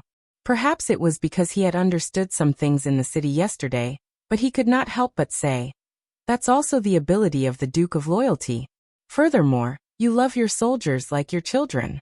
To be able to become your subordinate is a matter of happiness and pride. How could they not put their lives on the line?" These words, which seemed to be a bit of bootlicking, caused Yang Chendong to burst into laughter. "Yes, I know you. You're called Niezhinyi, right? I didn't expect you to be so good with words. In that case, if you were given a chance, would you want to join the mercenary army?" The Duke of Loyalty actually knew him, and even took the initiative to recruit him. This honor immediately made Niezhinyi extremely excited. However, in his mind he suddenly thought of his mother in the Datong prefecture. Although his father had died in the battle with the Walla a few years ago, and although he had not married a wife because of his pride, he still had a mother who lived in the Datong prefecture. If he joined the mercenary army now, what would his mother do? Once the Ming army and the embroidered uniform guards found out, his mother would most likely be doomed. Niezhinyi's expression constantly changed. Yang Chendong only sized him up, and did not have any intention of urging him. After a few breaths of time, Niezhinyi raised his head and said very seriously, "Duke, although I really envy the treatment of the mercenary army and admire your courage in defeating the enemies of the grassland, I still cannot join the mercenary army." "Is it because of your mother?" Yang Chendong waited for Niezhinyi to finish speaking before asking with a smile. "You know this too?" Niezhinyi's face revealed a surprised expression. How could he have known that not long after they left Datong prefecture, the intelligence personnel of the Security Bureau received the news? They reported the situation to the higher-ups of the Security Bureau, and informed the first city. At the same time, they also began to investigate the entourage. And Niezhinyi was the main target of the research, so his situation was naturally investigated very clearly. Of course I know. I also know that you were born in the military. I know that you are very filial. And I also know that you have very high standards. This year, you are 25 years old and still haven't married. This is not because you can't afford to marry, but because you haven't met the right one. How about it? After watching the performance of our female soldiers today, they all have good figures and good looks. Is there anyone you like?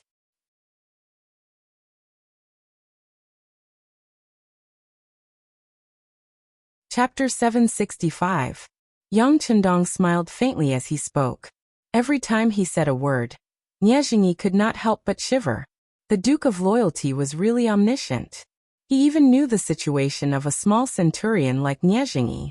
Didn't that mean that the background of the 1,000-man diplomatic group had long been known? Niezhinyi was still in shock, but when he heard Yang Chendong's next words, he was so shocked that his mouth opened so wide that an egg could be stuffed in. What if I told you that even if you joined the mercenary army, your mother would still be fine, and I would allow you to choose an unmarried female soldier as your wife? What would you choose? Is there such a good thing? Niezhinyi was indeed shocked and could not help but ask. Haha, I don't think I need to lie to you with my status.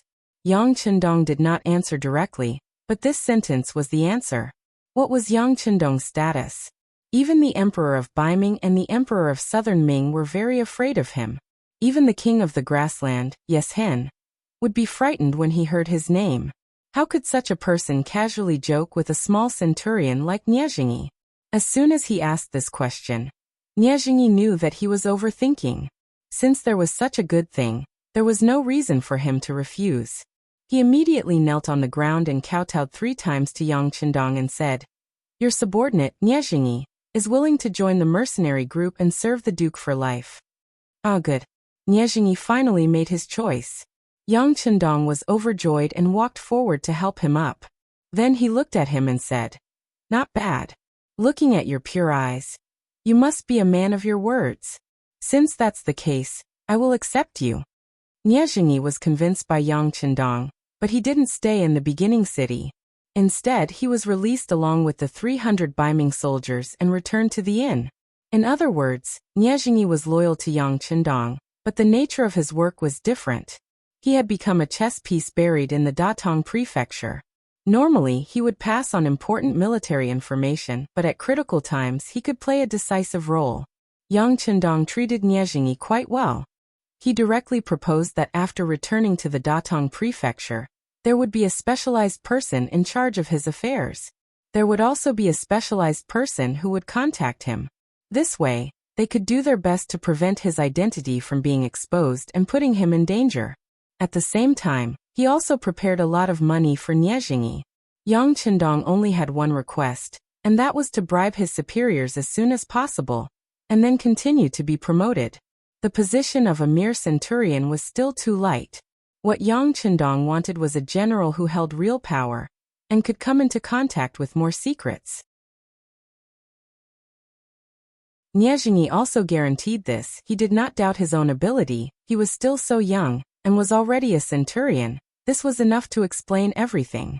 If he had gold and silver to clear the way, he was very confident that he would be able to charge up in a short period of time and obtain a higher position. Zhang Quan went to the city lord's mansion, and not long after, Yu Mian personally went to the barracks to communicate.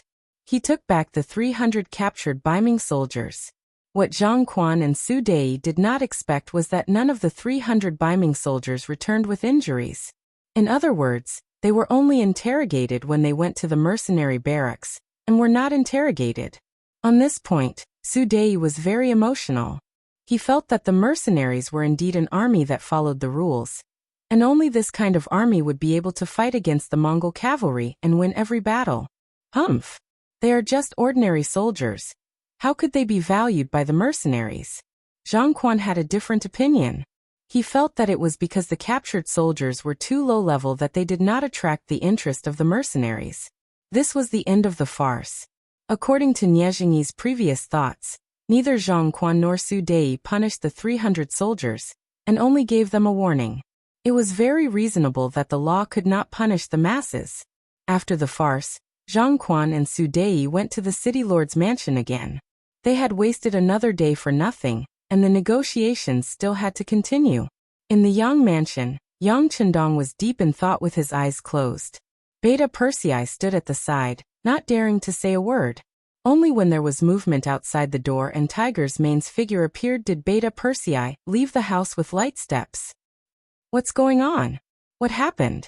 Tiger's Mane heard from the guards that the sixth young master did not even have dinner after returning from a trip. He hurriedly rushed over from the barracks. At this moment he was naturally asking Beta Persei, who had been staying by the sixth young master's side. This is hard to say. Beta Persei shook his head, not knowing how to answer. What do you mean by hard to say? Just say what you have to say. Tiger's Mane glared at Beta Persei, as if he was questioning him. Tiger's Mane's loyalty to Yang Qindong was naturally unquestionable. If there was only one person in the army who did not betray Yang Qindong, it must be Tiger's Mane. Because of this, Beta Persei also trusted him very much. He immediately told him about how the sixth young master left the mansion, and privately went to the barracks to meet Nie Jingyi. Tiger's Mane, as soon as the young master appeared, Nie Jingyi was subdued, but at the same time, he also said some things about the Datong mansion. According to him, the upper echelons of Baiming have been saying bad things about the young master in the army. They have always said that the young master is a traitor, and have been on guard against him. And I heard that many soldiers in the Baiming army believe this. Beta Persei's answer finally made Tiger's Mane understand what had happened. Before he didn't know, so he wasn't worried. But now that he knew, he smiled and said, I thought it was something big. Don't worry, young master is very broad-minded. He definitely won't worry about such a small matter. Yes, the young master will not worry about such a small matter. But not long ago, the Security Bureau sent a report about the Baiming Imperial Court. I heard that many people there have put forward a proposal, saying that they want to order the Nudragon du Sea to cut off our supply route from the sea. What they really dare. Hearing this, even Tiger's Mane's expression changed, and then he glared at Beta Persei. Why don't you say it all at once? You have to say it one by one, humph. After saying this, Tiger's Mane strode into the house. As soon as he entered the room, he came in front of Yang Qindong and said, Young master, don't worry, I'll immediately take the independent regiment to the Nuragan Du Sea. Didn't they want to cut off our supply route? Then we'll flatten them first. Yang Qindong, who had been sitting on the chair with his eyes closed, opened his eyes at this moment. The independent regiment has such a strong combat power that they can destroy the entire Baiming army in the Nuragan Du Sea with their strength alone? They can also control every city and ensure the safety of our supply route? We can't do it. Even though Tiger's Mane was so confident, he could not help but say with a bitter face at this moment. The intelligence of the Security Bureau had long recorded that there were many Baiming guards in the Nuragan Du Sea area. Their military strength was about hundreds of thousands of people, and they were very widely distributed. The furthest two guards were thousands of miles apart. With such a large territory, how could an independent regiment occupy it so easily? Not to mention the independent regiment, even if the army in the beginning city was sent over now, they might be able to defeat the Baiming guards, but it was impossible to occupy that place and maintain the stability there. That place was too big, and there were too many guards. Unless they had enough military strength, they would not be able to control it. Not to mention, Yang Qindong was not ready to fall out with Baiming. According to him, whether it was Baiming or Southern Ming, they were all made up of Han people. In the future, if he wanted to lead the Han people to the top of the world, a strong population base was essential. Unless it was necessary, he did not want to make things difficult for the Han people, and he did not want to be enemies with the Han army. Otherwise, this was equivalent to digging his own foundation. In a situation where he did not want to fight, if the Baiming imperial court really ordered to block the supply route, Yang Qindong would really suffer. After all, the ability of the beginning city to self-produce was too low. If there was no continuous supply of resources from Qiqian City, not to mention developing on the grassland, even surviving would be a problem. Tiger's Mane did not speak, and Yang Qindong once again fell into silence.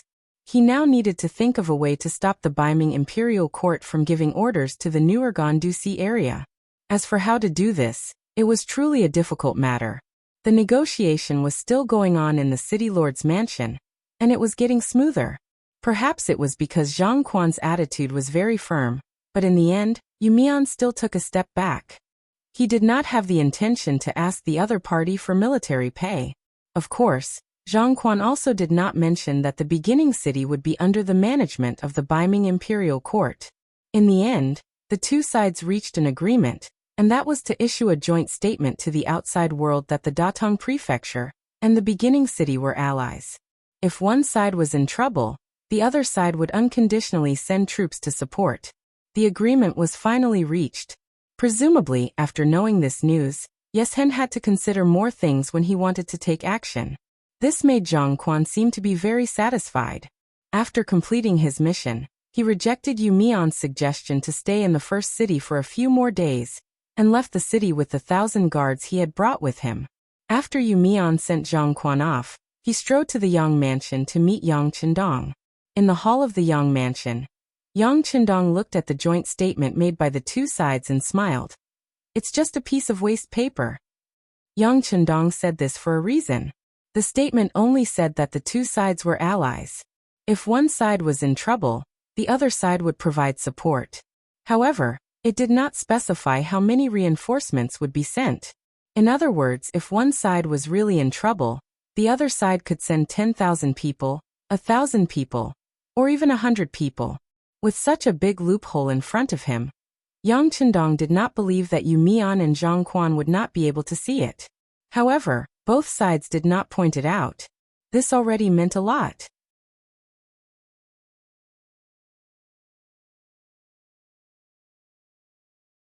Chapter 766. Ignoring such a big loophole and pretending not to see it. This already showed that both sides were just putting on a show. They just wanted to use the tiger's skin to scare the other side. However, Yang Chendong could also understand that information was so undeveloped.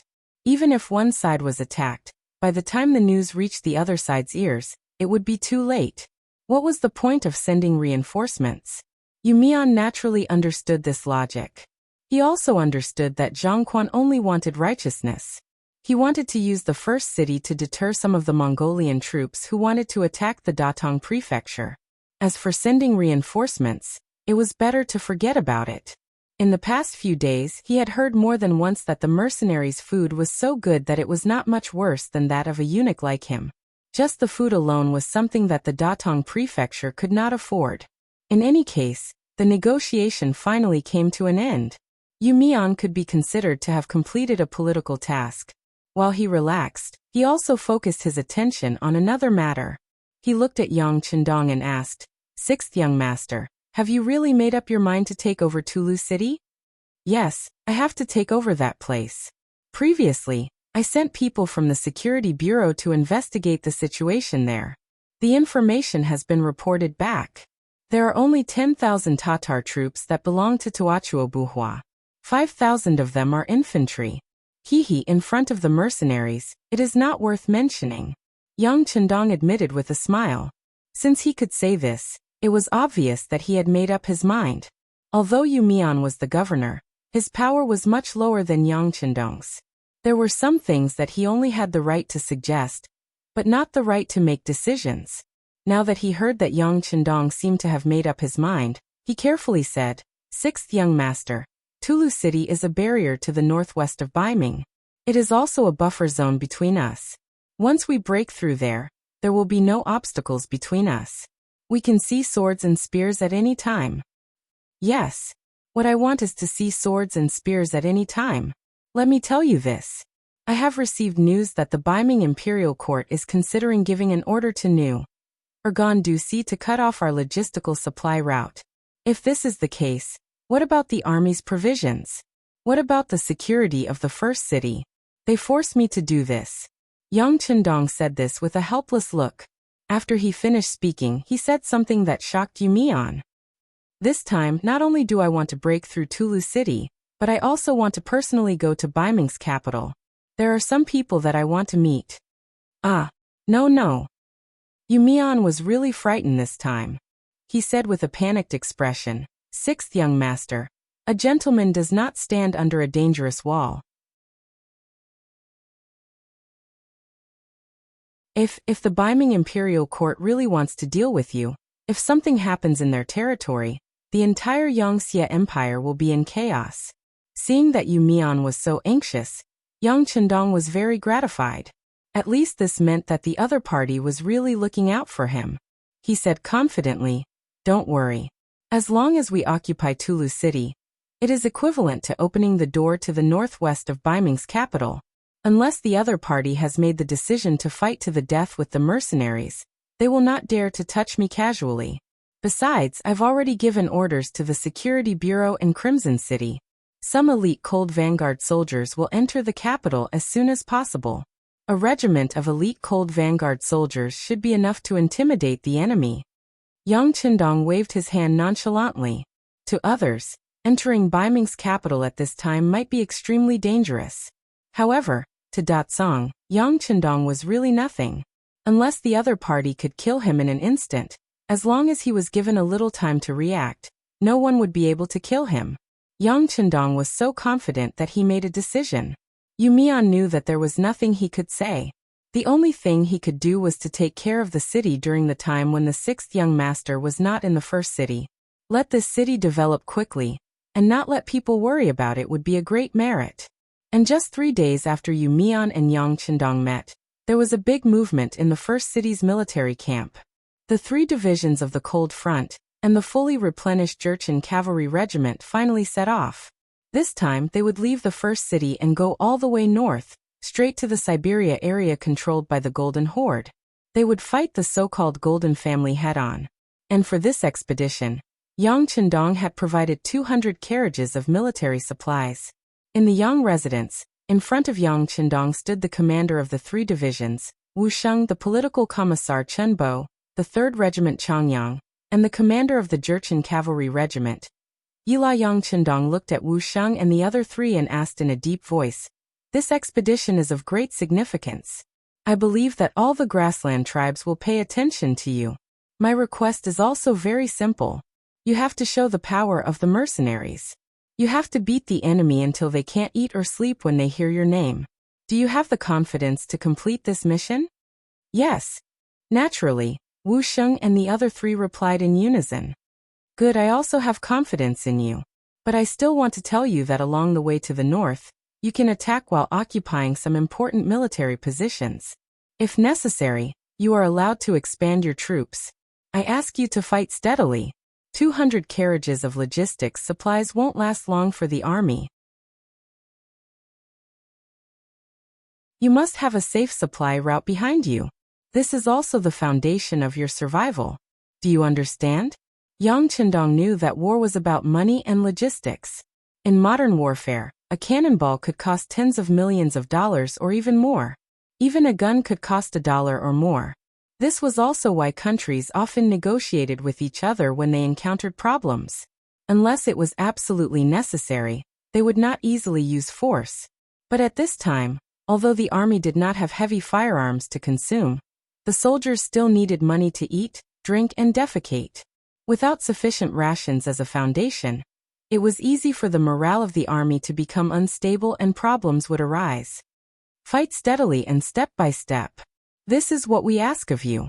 I will also be here waiting for the battle report of your victory. At the end of the meeting, after Yang Chendong said these words, the 3 divisions and the Nuzan cavalry regiment, a total of about 10,000 people, left the first city and headed north.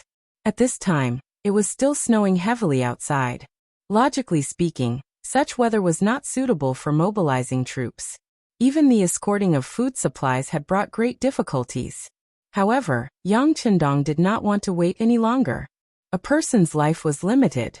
If he wanted to achieve his life goal, he had to seize every minute. As for the heavy snow, he would have to experience it eventually. Instead of slowly adapting to it in the future, it was better to start now.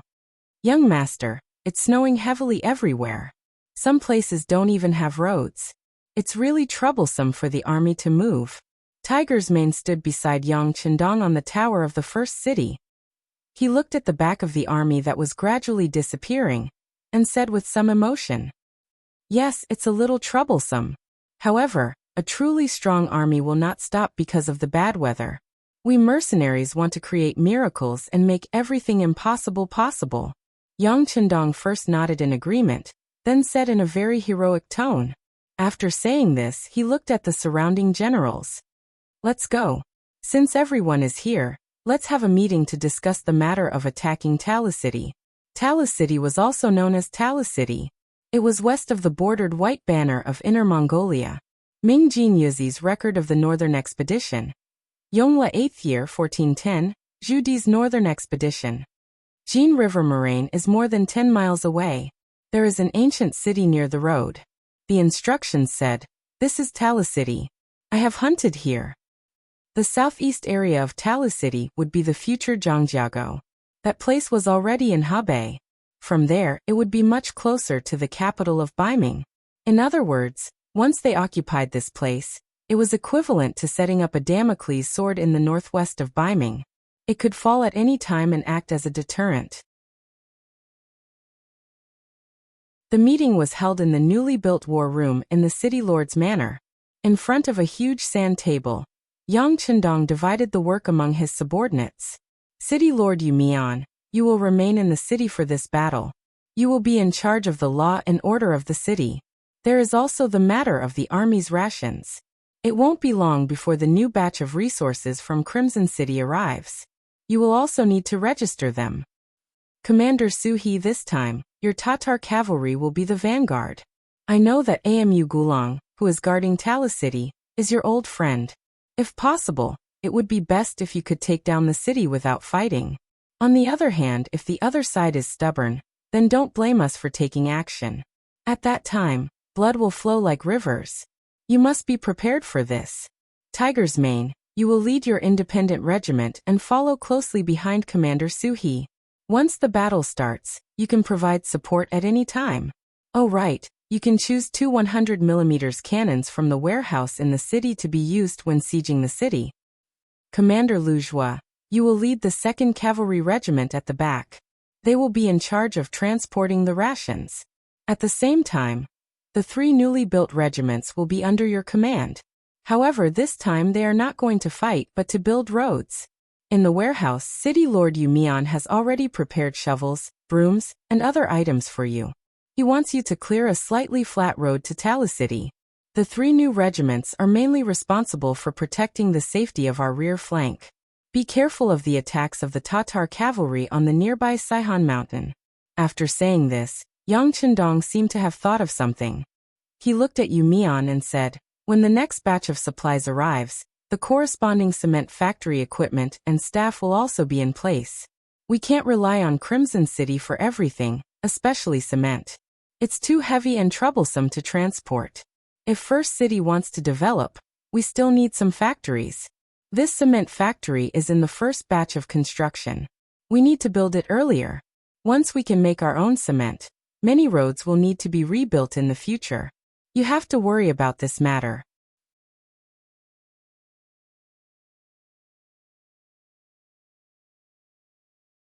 Chapter 767. Yes, 6th young master, I will remember it. Yumian nodded heavily. Finally, Yang Chendong's gaze fell on Jue Feng, the leader of the 1st Cavalry Regiment. You don't have to participate in this battle. You are mainly responsible for the safety of the origin city. If there are any small people who want to make a move, it will depend on your performance. In addition, your regiment is also responsible for receiving supplies. If there is a need, there are still 7,000 captives in the logistics regiment. Although they are usually coolies, some of them used to be cavalry and can play a role on the battlefield. If there is any danger, they can be used. Is there any problem? Reporting to the 6th young master, there is no problem.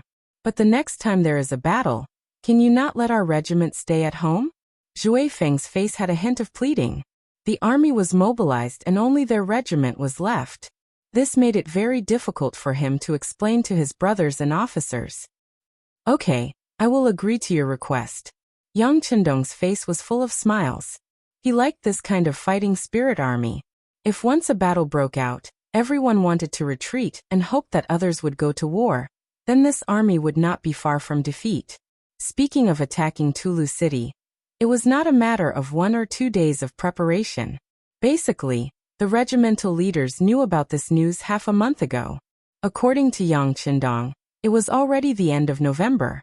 He was still preparing to celebrate the new year in the capital of Beiming, so this matter could not be delayed. Although the new year of 1453 was at the beginning of February, it was still very tense with only 2 months. Once the battle meeting started, the regimental leaders went back to make preparations. And the most excited were the 3 new regiments that had just joined the mercenary army.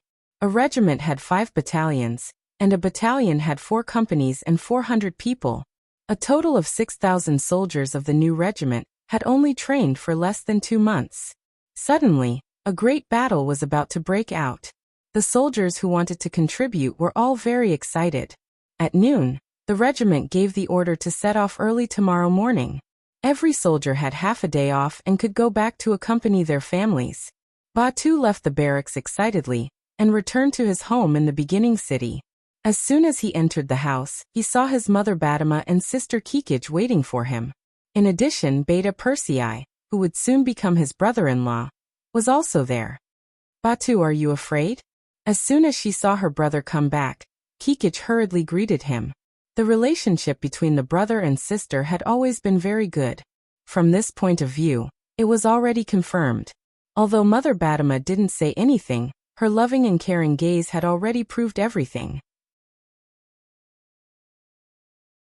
Mother, sister, Yang's second brother, I'm not afraid. When it came to Beta Persei, Batu really wanted to call him brother-in-law. But he knew that this relationship had not been made public yet, and only a limited number of people knew about it. Besides, he didn't want his comrades to think that he had entered the army through nepotism, so it was easier for him to address Beta Persei as brother. Haha, how is it? I told you that Batu wouldn't be afraid. Beta Persei, who had been waiting for the news, suddenly laughed out loud. This laughter caused Kikij to be a little dissatisfied. She glared at Beta Persei coquettishly. Do you think everyone is like you, only excited when talking about war? This is the first time our Batu is going to the battlefield. Sigh, it's okay if it's the first time. There's always a first time for everything. Besides, the new regiment is only responsible for repairing the road at the back. There won't be any danger. This time, the sixth young master wants them to feel the atmosphere of war. Beta Persei waved his hand indifferently. He really didn't think that the new regiment was going to war, so naturally, there was nothing to worry about. At this time, Batama finally spoke. Beta Persei is right. Batu is going to feel the atmosphere of the battlefield this time. They haven't been training for long. I'm afraid that even if they want to go to the front line, the god of war won't agree. Sigh, that's right. Beta Persei chuckled. In exchange, Kikij rolled her eyes. Similar things happened in other families as well. Basically, the family members were a little worried, but these new recruits were all excited. It was as if they were really going to the battlefield and killing the enemy. Early the next morning, the army that had been preparing for more than 10 days set off. The first to attack was the 3,000-strong Tatar cavalry regiment.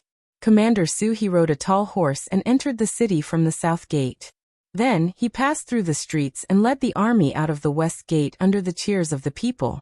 They went straight in the direction of Tulu city. After Suhi's Tatar cavalry regiment, the mercenaries walked on the streets one after another, and then went out of the city to the battlefield. This was specially requested by Yang Qindong. He wanted all the soldiers to experience such a welcome ceremony, and let the people in the city feel the strength of the mercenaries. In this way, if there is a shortage of soldiers in the future, more young men will sign up to join the army. Tulu City. Originally a territory controlled by the Tatars, the general Amu Gulang, who was guarding here, also belonged to the Tatars. He was a general under Tuachuo Buhua. When translated into Chinese, Amu Gulang meant peace. In fact, as his name suggested, he had been very safe. Even when Yeshen joined forces with Agador to attack Tuachuo Buhua not long ago, he was very safe in Tulu City. So much so that even after such a long time had passed, no one had come to cause trouble for him. All of this naturally could not be attributed to a name, but because of Tulu City's special geographical location. From here to the southeast was Baiming's territory, and it would not be too far before reaching the capital of Baiming. It could be said that this was a dividing line, completely separating Baiming from the Mongol tribes. In such an environment, it was like being roasted on a fire, and they could be attacked by the Baiming army at any time. Because of this, it was the safest place. Even Agadorji didn't have any ideas about it. Baiming was fully developing their military and opened up their commerce. It was said that they also wanted to open up a navy and build a defense line. Before they were fully prepared, they would definitely not recklessly start a war with the Mongol tribes of the Central Plains. Not to mention, the Hatao region not far from Datong was already occupied by Yeshen's Warawara. Baiming was afraid that someone would attack them from Tulu City, who would be so blind to find trouble with them. In such an environment, Amu Gulang was very comfortable and in a good mood. When the heavy snow danced in the sky, his hanging heart was even more relieved. In such weather, no army would be willing to move. This was also the safest time of the year. However, during this period, which was regarded as the safest, there was suddenly news that the beginning city's army was moving in the direction of Tulu City. They had already passed by Saihan Mountain, and the front army was only 100 miles away. As soon as the news came out, Amu Gulang, who was resting in his residence, was shocked. He quickly called his deputy general Shibei to discuss how to deal with it. Amu Gulang was not tall, and could only be said to have an ordinary figure. In comparison, Deputy General Shibei was burly and looked like a fierce general. When the two of them met and listened to the report from the scouts in the room, their expressions became grave and deep at the same time. Amu Gulang's brows were tightly knitted together. What was going on in the beginning city? The reports from the scouts had already made it very clear. For this reason, he had even sent scouts into the city to investigate. Facing the beginning city, which had opened 4 gates and looked like it was not defended at all, They did not seem to be worried about any scouts coming to inquire about the news. Therefore, the scouts went and returned quickly. A series of titles such as the Duke of Loyalty, the God of War, the Messenger of Tingri, and a series of things that had happened recently poured into Amu Gulong's ears. It was precisely because he understood more that he felt more afraid of the beginning city. Even Agar Dorji's 50,000 cavalrymen were wiped out. With the 5,000 cavalrymen and 5,000 infantrymen in the city, could they really defend the city and block the attack of the God of War's army? Amu Gulong's heart was not confident. After hesitating for a moment, he asked tentatively, "General Shibei, what do you think?" "We can't defend it." After hesitating for a while, Shibei gave his answer. "Yes, we can't defend it, but we can only defend it. I have received Great Khan Toachuo's kindness. At this time, there's no reason for me to give up the city. If they have the ability, they can just kill me." Amu Gulong gritted his teeth and made his final decision. Seeing that the commander was determined to die, Shibei hurriedly comforted him. "General, a real man knows when to yield and when to stand tall. I believe that even if the Great Khan knows, he won't blame you. It's not the same. Let's not talk about whether the Great Khan will blame me or not.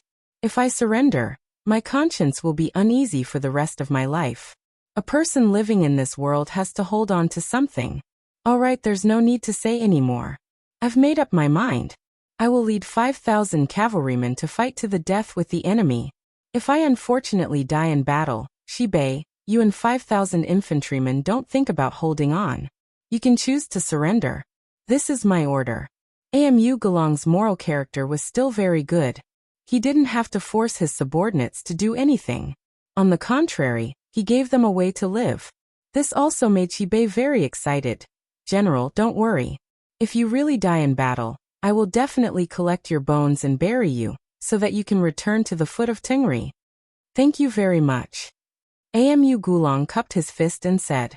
2 days later, under the city of Tulu, the vanguard of the mercenaries, the Tatar group, arrived. According to the order of Yang Qindong, Suhi called for a fight at the foot of the city, saying that he wanted to see Amu Gulong to talk about the old days. Both of them were generals under the Tatar forces. Naturally, they knew each other before, but their relationship wasn't very deep. This time, when the two sides met, at the beginning, Amu Gulong said to Suhi with a look of contempt, "So it's General Su. Haha, I didn't expect you to still be alive. What's wrong? When your master Agadorji escaped, didn't he order you to cover the retreat? Did you defeat the mercenaries?"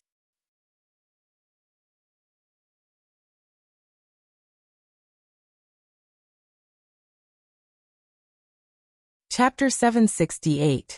He knew that Suhi had already surrendered to the mercenaries, yet he still dared to say such words.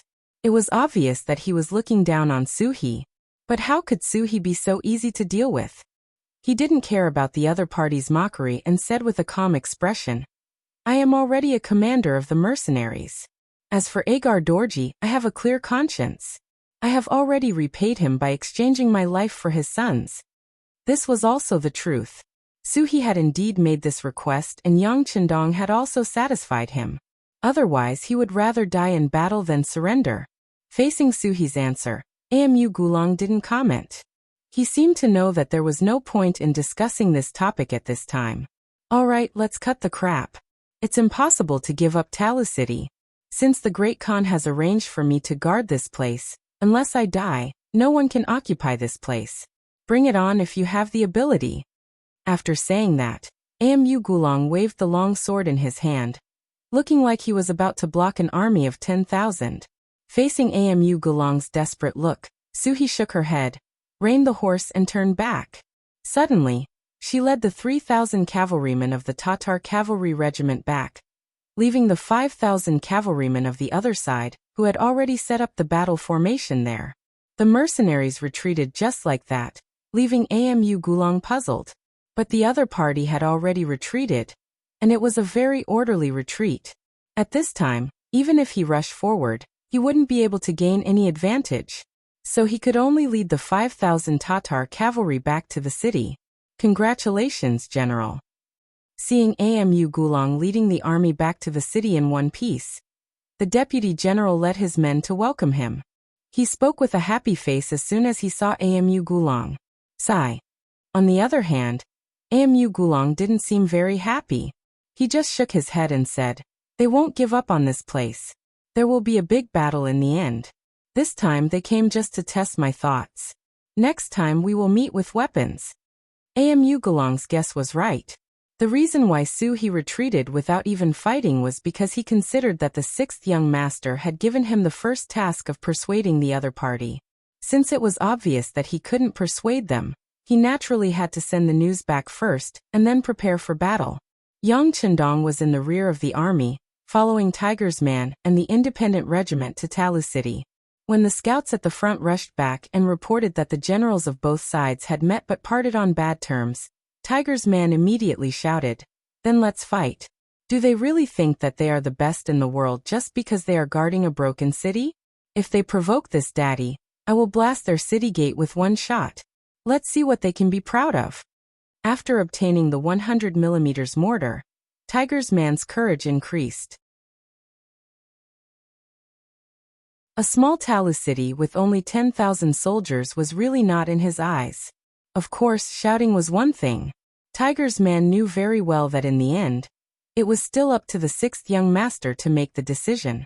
Therefore, after venting the emotions in his heart with a loud roar, he still looked at Yang Chendong with an expression of waiting for orders.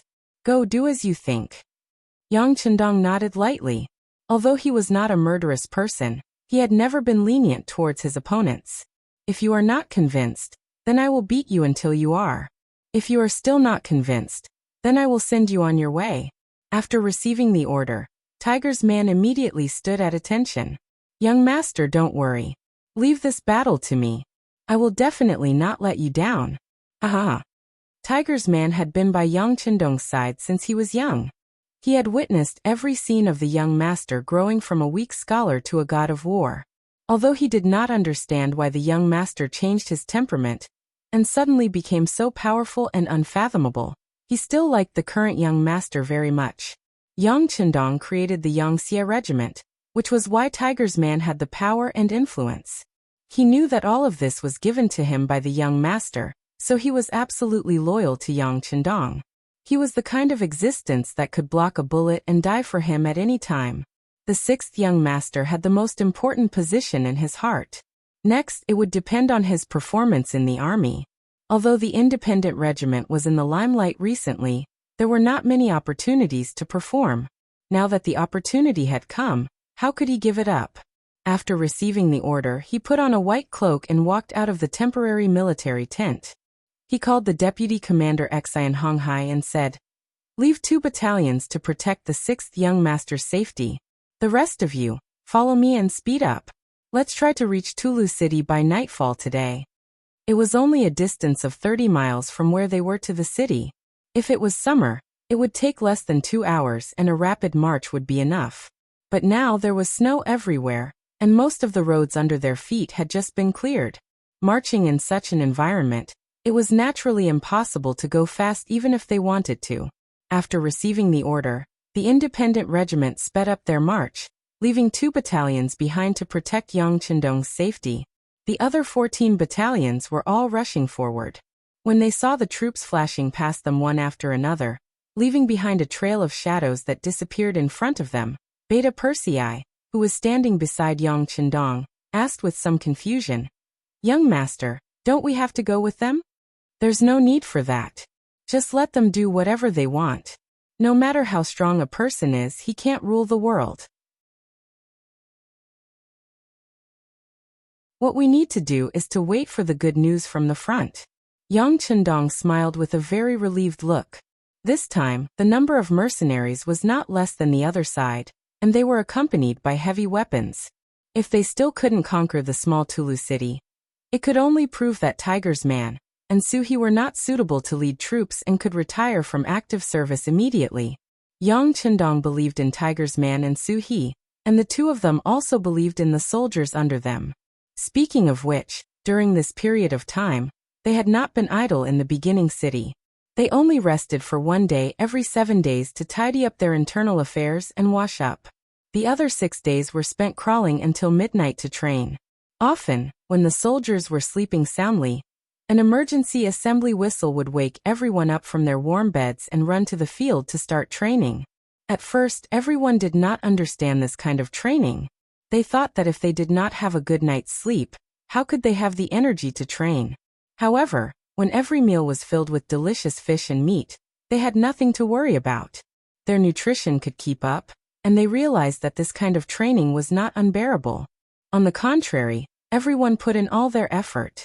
With the idea of sweating more during training and bleeding less during battle, their strength increased day by day. When the individual strength of each soldier took a big step forward, the combat effectiveness of the entire army was a little terrifying. As the saying goes, soldiers are trained for 1,000 days to be used in a single moment. Now it was finally time to perform well. It was finally time to fight for military merits. No one was willing to fall behind. Everyone wanted to have a better performance and fight for more advantages and benefits for their future. Yang Chendong had always been willing to spend money. In the army, there were already rules that stated how many military merits could be obtained by killing a person. Under such stimulation, everyone only hated that there was no war to fight. How could they be afraid of war? After the military order was given, the horn of war was blown. The 14 battalions of the independent regiment rushed forward, giving people the feeling that they were afraid that if they were a step slower, they would not be able to make it in time for the great battle ahead, and miss out on countless military merits. Under such an excited mood, supported by such strong confidence, more than 5,000 soldiers galloped forward on horseback. Once the snow was too heavy and their path was blocked, they would dismount and walk. In short, they had to reach the designated location as soon as possible and prepare for tomorrow's battle. Under Tulu City, it slowly became lively. The number of military tents under the city also began to increase one by one. Battalions of the independent regiment arrived and set up their tents. They lined up horizontally and vertically in an extremely orderly manner. There were also some people who began to cook. Smoke rose in spirals. Everything was so orderly that Amu Gulong, who was standing on the city gate tower, shook his head. The enemy is not panicking at all. Looks like we have to give up on the idea of taking advantage of the fact that they haven't stabilized their footing yet. That's right. Look at how their tents are arranged neatly like a line. One can imagine the battle prowess of such an army, she said from the side, her eyes filled with envy. Even a general would want to lead a strong army. And the mercenaries in front of them were clearly a strong army. Right, how is the morale of the army? After giving up on the idea of sneak attacking the enemy, Amu Gulong felt much more relaxed. As for the time being, he would be safe from now until tomorrow morning. He could temporarily relax. When the issue of morale was brought up, Shibei's expression became somewhat unsightly. Not too good. When the soldiers heard that they were mercenaries from the war god's army, many of them were very afraid. Fortunately, we have always treated our brothers well. Until now, there have been no signs of desertion. But if the enemy besieges the city, it will be hard to say as time goes on. Shibei was also an extremely capable general. It was just that as the deputy general of the city, he rarely had the opportunity to display his abilities. But he usually treated his brothers very well. It was precisely because of this that when a great battle came, his subordinates were still very obedient. Even when facing the legendary war god's army, there was no one who fled without a fight. It could be said that his prestige played a significant role in all of this. But prestige might be useful in the short term. Once the battle dragged on, and the enemy besieged the city, the psychological pressure would become greater and greater. It was hard to say what would happen in the end. They won't besiege the city. If I'm not wrong, I'm afraid they will choose to attack the city tomorrow. Amu Gulong understood. With such heavy snow, if they didn't have a city to rely on and just camped in the wilderness like this for a long time, no one could guarantee that there wouldn't be any problems. Since the war god was so good at fighting, there was no way he wouldn't understand this.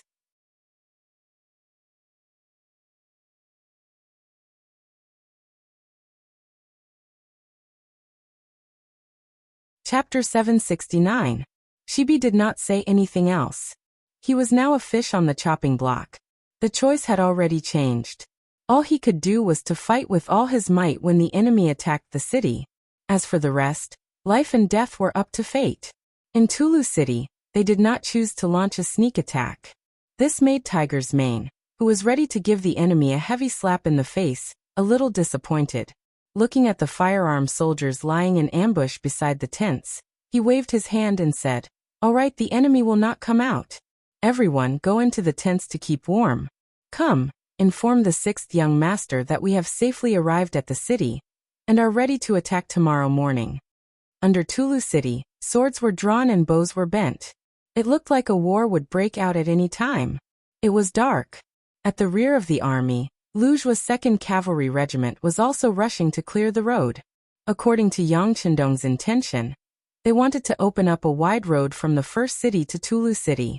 This would be beneficial for the communication between the two sides. At critical times, it would also be beneficial for the mutual support of the army. At this time, the road that the army was clearing had already reached the area controlled by Saihan Mountain. The intelligence from the reconnaissance camp had already shown that there was a Tatar army of tens of thousands of people here. Previously, they were the ones who pulled water from Alahumaki City, which was not the first city yet. Because of this, they were tricked by the mercenaries. But for some reason, since the establishment of the first city, they had not made any military movements. They seemed to be very tolerant. A dog that bites does not bark. This was an old saying among the people. When completing this mission, Yang Chendong had told Lujua that they must not be careless and give the enemy a chance to attack them. Therefore, when they arrived at this area, the 2nd Cavalry Regiment's vigilance was raised a lot. The original sentries were also spread out for 2 miles to ensure that no matter if the enemy approached, they would be able to detect them early and make timely preparations. Inform the 3 new regiments that it is getting dark. Prepare to set up military tents. Inform the cooks in each battalion to prepare for dinner. Lujua rode on his warhorse and looked at the 6,000 new recruits who were waving their shovels and brooms as he gave the order. The performance of these 6,000 recruits was pretty good. At least they didn't seem to be slacking off. Speaking of which, to be able to join the army at this time, which one of them wasn't working hard? After all, there were still 7,000 captives from the battle with Agador. In terms of combat power, they were much stronger than the new recruits. If it wasn't for the issue of loyalty, where would the 6,000 new recruits come from? They were worried that once the 7,000 captives were released, they would become a mainstream force and disrupt the current management model of the mercenaries. It wasn't an exaggeration to say that each of these 6,000 people was very precious. They had made countless comparisons before they got what they wanted. Such a rare opportunity, of course, everyone wanted to grasp it well. This was also their first mission. Although they appeared as coolies, every new recruit still worked hard to perform, hoping to leave a good impression on their superiors. The sky was getting dark, and some work couldn't be done. Lujua gave the order for the new regiments to rest, but as the commander he couldn't rest. He called his 3 battalion commanders. Ma Xiangshan, Dingshan, Taimur. The 4 of us will have to work hard tonight. We will take turns to be on night duty. Is there a problem with each of us working for 4 hours? No problem. The 3 battalion commanders immediately patted their chests and promised. Inside the tent, a stove had already been lit. The warmth of spring here and the freezing cold outside formed an extremely obvious contrast and difference. At this time, Yang Chendong was sitting beside the stove, looking at the telegrams sent from Qiqian City. Ever since the incident with Yang Taizhu and Chen Shuquan, Qiqian City had used this opportunity to conduct a large-scale investigation. The future 6th Madam, Wan Xiaoyu, was in charge. Security Bureau Chief Yang San, Inspector Bureau Chief Xin Yu, Political Department Member Mo Qingyu, and Navy 1st Division Commander Gao Xiong formed a team of 5 to cooperate. Handing such an important task to Wan Xiaoyu, it was impossible to say that Yang Chendong wasn't worried at all. After all, she was just a girl, and she was only 16 years old. A girl, and so young, could she bear such a heavy burden? But Yang Chendong still made this decision. And this was because of Luan Xiaoyu's special identity. First, she was the future 6th madam. This meant that Luan Xiaoyu didn't have to worry too much about doing things. Even if someone wanted to deal with her, they had to consider the consequences of angering Yang Qindong. Second, as a native of Qiqian City, her parents were both factory executives. This allowed Luan Xiaoyu to have a deeper understanding of many things in Qiqian City. This was something that the other madams couldn't compare to. Thirdly, letting a little girl do this would make it easier for others to have the idea of underestimating the enemy. If this was the case, it would be equivalent to losing a round before the battle. Because at any time, underestimating the opponent could bring about irreversible consequences. Fourth, and the most important point, ever since Luan Xiaoyu became the head of Qiqian City's publicity department, her performance in all aspects was excellent. She had already shown management skills that didn't match her age. This was also why Yang Qindong thought highly of her. Since she could manage the publicity department so well, she could probably complete the self-inspection mission beautifully. And the facts also proved that Yang Qindong's judgment of people was very accurate. Since the beginning of the operation, everything went smoothly. From the telegram sent, from the beginning of the operation until now, they had already investigated various local and military problems. There were 134 cadres, and this number was still expanding. It seemed that there was no end to it. Among these cadres, some had been arrested for corruption, some had abused their power for personal gain, and some had even used their power to abuse their power. For example, they had coerced other women to serve them, and then they would get a good job in exchange for sleeping with them, and so on. Needless to say, as a woman, Luan Xiaoyu was naturally very angry about this. As long as there was such a leader, once they fell into his hands, he wouldn't even bat an eyelid when arresting people. Sigh. Gently putting down the telegram in his hand, Yang Qindong sighed from his mouth. Qiqian City had only been established for a short period of time, and there were already so many internal problems. This was under Yang Qindong's high salary. It could be imagined that if the salary wasn't high, the number of criminals would be more than doubled. Qiqian City was only a part of an island, and that was it. One could imagine what the officials of the Great Ming Dynasty were like. The so-called "a year of honest magistrate, 100,000 snowflakes silver," was probably the most appropriate description. Yang Qindong was still thinking about some related problems when the curtain of the military tent was pushed open from the outside. Beta Persei, Taihu Baizhua, and the others walked in. Suddenly, the military tent became a lot more lively. Everyone is here, find a place to sit. Looking at these elites under his command, Yang Qindong's face showed a smile. Everyone was the first to follow Yang Qindong, so they didn't treat him as an outsider. They each found a place near the stove and sat down. Then they looked at the 6th young master with an expectant look. They knew that there must be something important to discuss, because in the past, when everyone appeared together, there would be more important tasks to carry out. Since they weren't outsiders, Yang Qindong didn't beat around the bush and directly said, "Tiger's Mane has already led the army to Tulu City. If nothing unexpected happens, there will be a good result tomorrow. Perhaps at this time tomorrow, we will be staying in the city. Taking down Tulu City in one day." If someone else said this, they might not believe it, but since it came from Yang Qindong, Taihu and the others had no reason to doubt it. Their 6th young master was like this. Once he said something, he would always be able to quickly fulfill it.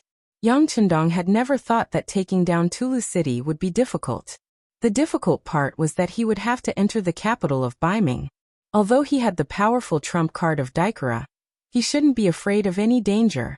This Daikara was very mysterious and could make him disappear into thin air, just in case. But in the end he was still a man, not a god. What if he was caught off guard, for example, when he was sleeping at night and his head was cut off? Even if he had Daikara, he wouldn't be able to change the outcome of his death. Although Yang Qindong's perception of danger had reached a whole new level due to the existence of the qi in his heart, and it should have been very difficult for anyone to kill him. However, there was always a chance, and Yang Qindong didn't want to gamble. This was also why he had asked Yang Heir to call Taihu and Baizhua over. After taking down Tulu City, I plan to celebrate the new year in the capital of Baiming. There are some things that have to be resolved. Now, I want you to accompany me to the capital. How about it? Are there any difficulties? Yang Chendong still looked at Taihu and Baizhuo with a smile. Although he said that he was asking, he was actually informing them. Not many people knew that Yang Chendong was going to Baiming to celebrate the new year. For example, in the first city, only Yu Mian knew. Tiger's Mane and Beta Persei already knew. Therefore, when they heard this news, Taihu and Baizhuo were stunned. It was precisely because they had followed Yang Chendong for a long time that they knew better than anyone else what kind of attitude Baiming had towards the sixth young master. In a sense, Yang Chendong would be the person who would overthrow the great Ming dynasty. This could already be seen from the various signs he had shown. And for such a person, there were probably many people in Baiming and southern Ming who wanted him dead. One could imagine the danger of entering Baiming at this time. As subordinates, whether it was Taihu or Baizhuo, if they had a choice, they all hoped that Yang Chendong would give up on this decision. However, they knew that since the sixth young master had spoken to them so formally, he had already made his decision. What they needed to consider now was not dissuasion, but whether they could ensure the safety of the sixth young master.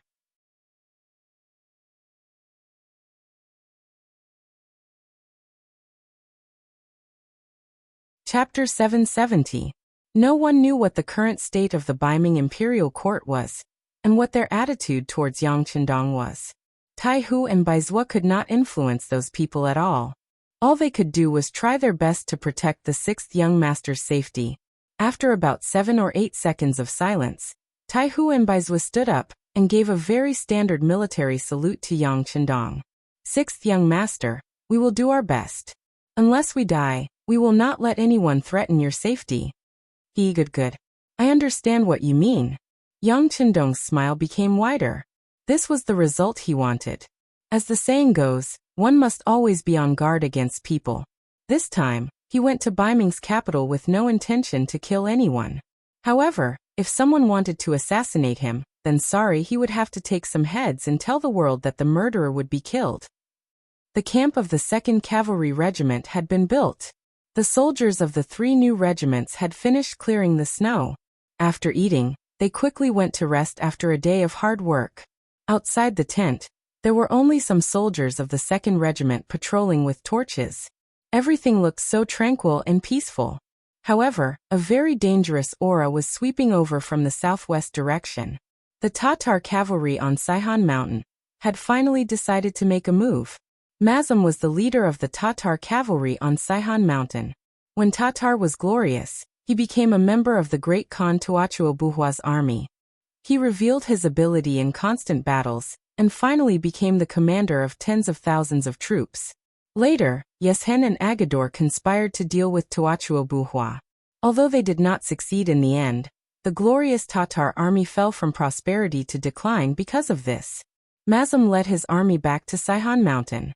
While accumulating strength, he waited for the great Khan Tuachuo Buhua's summons. However, it seemed that his luck wasn't that good. First, the team he sent to fetch water was robbed by the mercenaries, causing him to be furious. Then he received news that Agador's 50,000 cavalrymen were defeated. This made him, who originally wanted to teach the first city a lesson, suppress the anger in his heart and wait for another opportunity. He originally thought that even if the opportunity appeared, it would have to wait until spring next year. They never thought that in this season of snow, the mercenaries would suddenly make a move. They actually wanted to attack the city of Nataru. Moreover, the scouts sent news that the front and middle of the mercenaries had already passed by the side of Saihan Mountain. Now, what appeared in front of them was the rear of the mercenaries. Nataru City was his ally, and everyone listened to Tuachuo Buhua's orders. However, facing the main army of the mercenaries' main army, Mazum was not confident that he could severely injure them and force them to retreat. He could only watch them pass by him. Until the rear army arrived, he saw hope. Your mercenaries are powerful.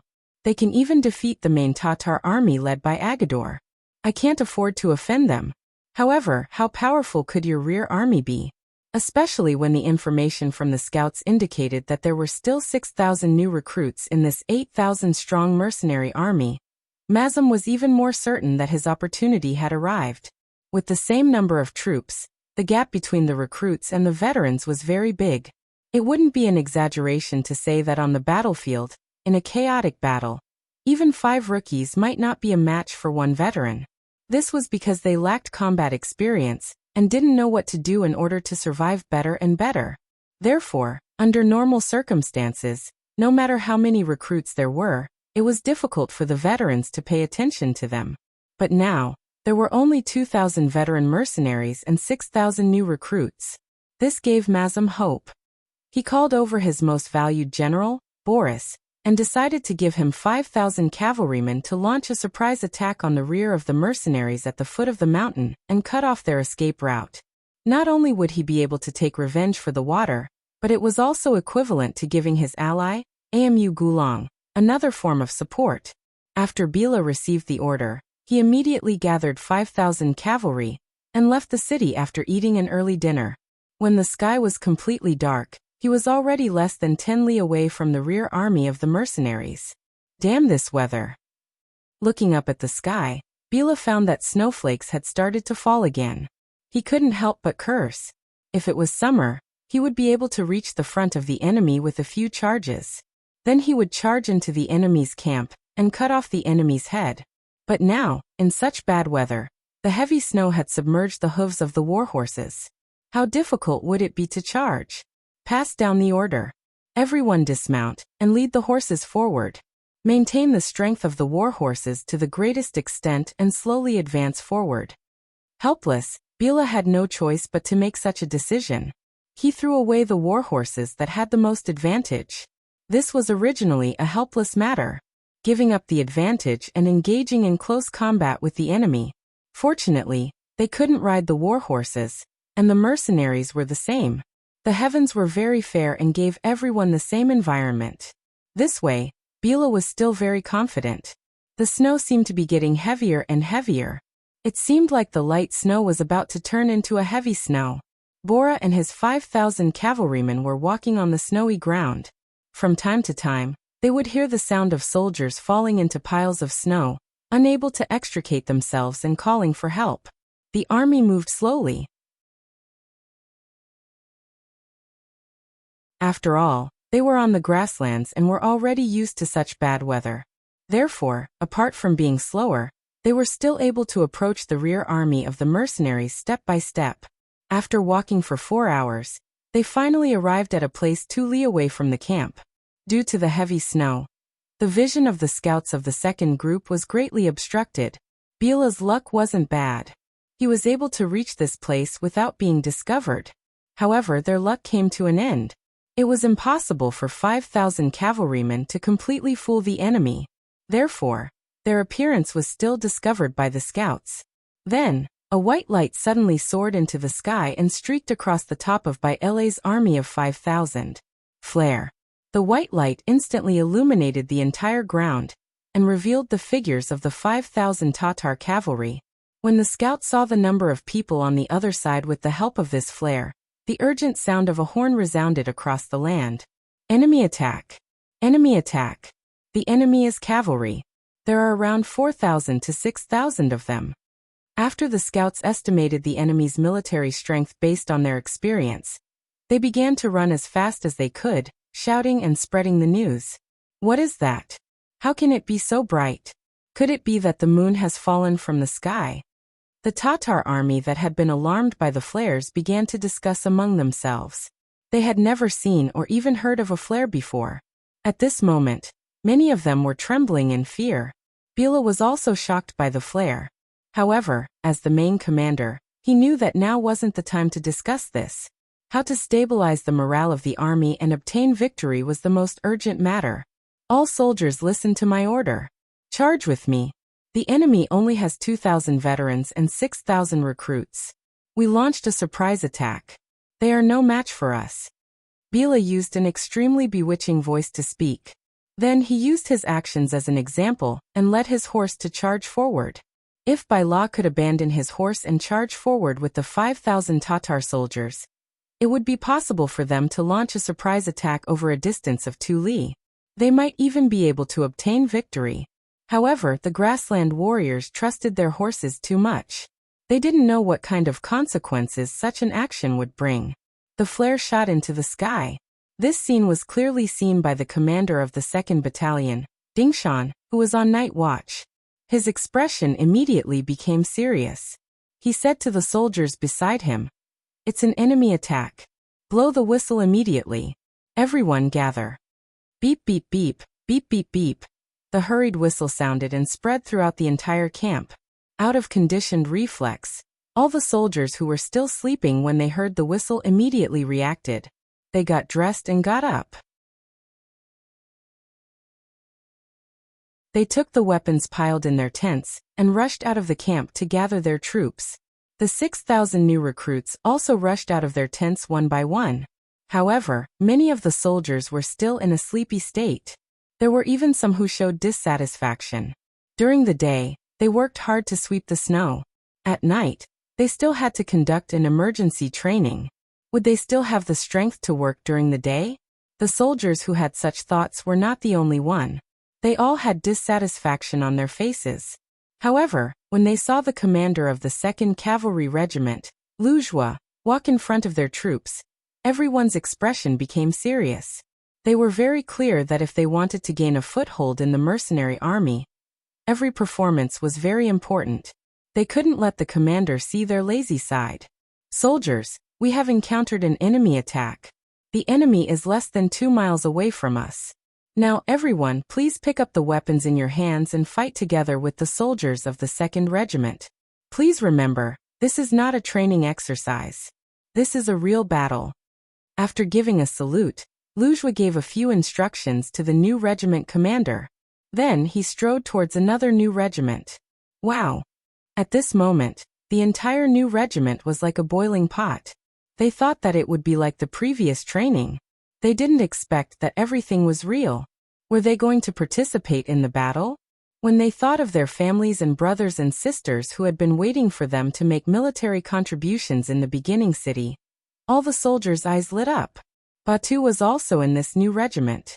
Originally, he was also a part of the people who had complaints in his heart. However, now he didn't have any complaints. There were only sparkling eyes and some were eager to give it a try.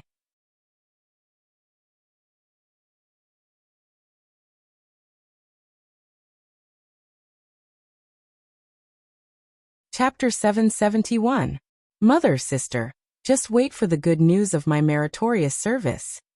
Batu encouraged himself in his heart and made up his mind.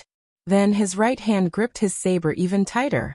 Very quickly, the recruits of the 3 regiments knew that this was not a drill, but a real battle.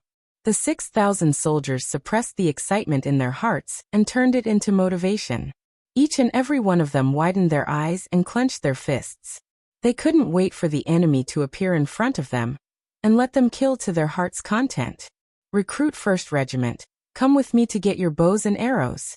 Starting from the 1st Company of the 1st Battalion, come with me. The commander's voice sounded in the silent night. Squads of soldiers followed the voice and followed the shadow to the carriage behind them. They were in charge of escorting the supplies. Not only did they have all the necessities like bows and arrows, but they also had a lot of them. The 3 new regiments began to move. Wuxia also walked to the side of his 3 battalion commanders. You guys go and prepare. We have already cleared a piece of the snow nearby, and it's just enough for the cavalry to spread out. In a while, when the enemy is suppressed by the bows and arrows, you guys have to rush out when you hear the call to charge. Remember, the 6,000 recruits are watching you. Don't smear the reputation of our reinforced 2nd Regiment. Hearing Wuxia's instructions, the 3 battalion commanders said in unison, Commander, don't worry. Just wait and see our performance. From the moment they received the news of the enemy's attack to the time they prepared for battle, Wuxia and his 3 battalion commanders didn't show any signs of panic. Everything was just as Yang Chendong had said. They had to maintain a fighting spirit at all times. Only then could they face the battle calmly and without panic. The mercenary camp was ready to face the enemy. Not far away, after a quarter of an hour, Bai La finally appeared with his 5,000 cavalrymen. If they had abandoned their horses, they would have saved more than half of the time. This way, the mercenaries wouldn't have time to gather and prepare. Unfortunately, Bai La missed the golden opportunity to attack. Now that he appeared, he had already become a live target. The reinforced 2nd Cavalry Regiment didn't have any firearms and couldn't kill enemies from a distance. However, each of them had a strong bow and 50 arrows, which gave them great confidence. Bala finally appeared and saw the mercenary tents in the distance. But what puzzled him was that the surrounding area was obviously pitch black, and there wasn't even a single torch. It gave people the feeling that it was as silent as a dead camp. The scene in front of Bella gave her a bad feeling. However, since she had already rushed here, she had no choice but to release the arrow. He could even feel that there were pairs of eyes staring at him from the darkness, but he still gave the order for the entire army to charge. Everyone, abandon your horses and charge forward as infantry. It's time to defeat the mercenaries and spread the fame of our Tatar cavalry. Let's kill them together. Holding his saber high in the air and a small wooden round shield in his left hand, Bora gave the order for the army to charge. Kill. Under the command of their commander, the 5,000 Tatar soldiers roared and charged forward like a tide. In the darkness, the black color was like water, giving off a majestic and boundless aura. The mercenary tents were dark and silent. Under Lujua's command, all the torches were extinguished.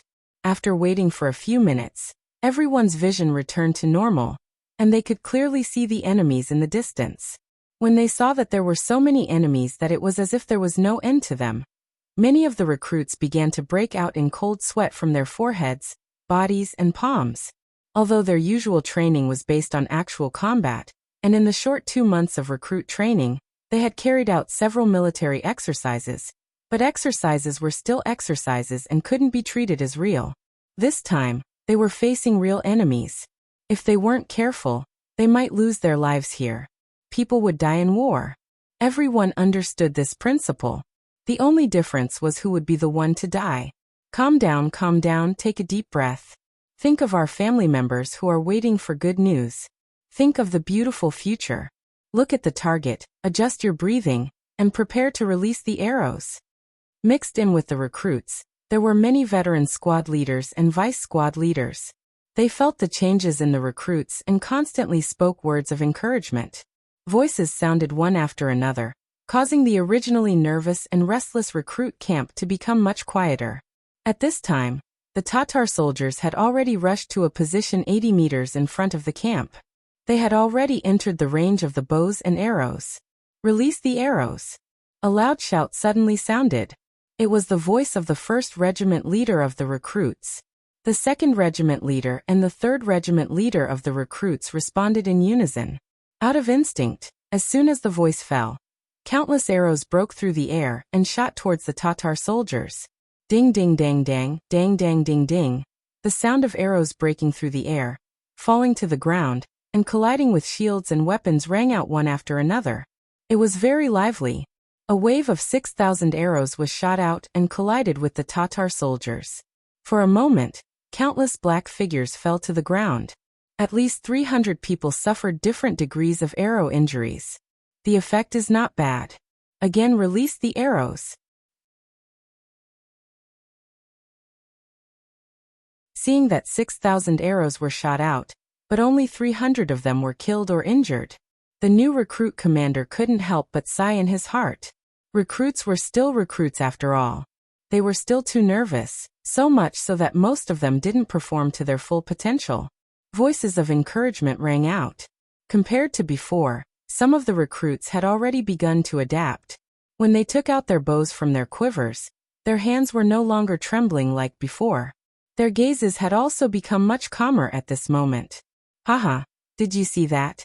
Recruits are still recruits. Even this can't hurt us. What are you afraid of? Let's kill together. Bai La was protected by a group of bodyguards. When the arrows came from afar, if it wasn't a shield in front of him, then it was a meat shield. After a wave of arrows, not only was he not injured, but even the bodyguards protecting him were not injured. This result naturally made him overjoyed. In an instant, his self-confidence exploded. He shouted loudly to encourage the soldiers below. At the same time, he increased the pace and speed of the charge. It was true that the opponents were recruits, and most of them hadn't gone to the battlefield. However, don't forget that they had trained in the mercenary camp for 2 months. Originally, they were selected from more than 10,000 young adults. Originally, they had a good foundation. In addition to the hard training, their strength had undergone a qualitative change in a very short period of time. The first wave of arrows didn't perform well, because it was the first time and they were too nervous. However, when they let go of their nervousness and picked up their bows, many of the soldiers had already entered a state of mind. They had one eye open and the other closed as they aimed at the target. After adjusting their breathing, the arrows were released and flew out like meteors. Once they entered a state of mind, the advantage of the arrows began to show.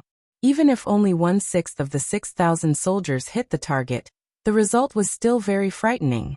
When the arrows fell into the Tatar army, the result was that more and more soldiers were hit by the arrows and fell on the path of the charge. Good shot. Seeing the enemy falling to the ground one by one, and only less than 6 out of 10 were able to reach the front, the commander Wuxia laughed loudly. Come, blow the horn of charge. It's time for us to counterattack. Toot toot toot toot toot, toot toot toot toot toot. The loud and clear horn of charge had been blown. Along with this exciting sound, thousands of warhorses suddenly rushed out from the left and right sides of the battlefield. The warhorses galloped at high speed in the heavy snow, bringing up white snowflakes one after another. Correspondingly, there was dark red blood mixed with the white snow. The snow around the camp had already been cleared. The heavy snow had just covered the ground, and it couldn't stop the warhorses from galloping wildly in this area. Under the high-speed charge of the warhorses, when the sabers fell from the sky, countless heads flew up from the ground, and countless blood splattered across the ground. The accuracy of the arrows had increased, and there was also the fierce attack of the warhorses. At this moment, the Tatar army had a feeling of being beaten silly. How did the arrows that were just for show become so accurate? Why did the frequency of the arrows become faster and faster? Why could the enemy cavalry gallop freely on the ground covered in heavy snow? Why, there were too many whys, but no one would answer them now. There were only the screams and cries of their companions for help. General, let's retreat. We have already lost 40% of our combat strength. If we don't retreat now, I'm afraid we won't be able to retreat. Seeing more and more of his companions being killed on the ground and the number of soldiers around him decreasing, a Chiliarch ran to Bai Le's side and complained tearfully. Bai La still had a trace of unwillingness. He hadn't really fought with the enemy's recruits yet. He believed that if they could engage in close combat, their advantage would be obvious. This was also the main reason why he dared to bring 5,000 soldiers to fight against the 8,000 mercenaries. However, the situation on the battlefield didn't allow him to do so, because if the battle continued, he was afraid that it would be like what the Chiliarch said. He would have no chance of escaping. At that time, even if he severely injured the mercenaries, what could he do? Clenching his teeth, his face was filled with unwillingness. After changing his mind several times, Bai La finally gritted his teeth and gave the order. Retreat. Retreat as you fight. If the enemy dares to charge over, counterattack with all your strength when the snow is thick.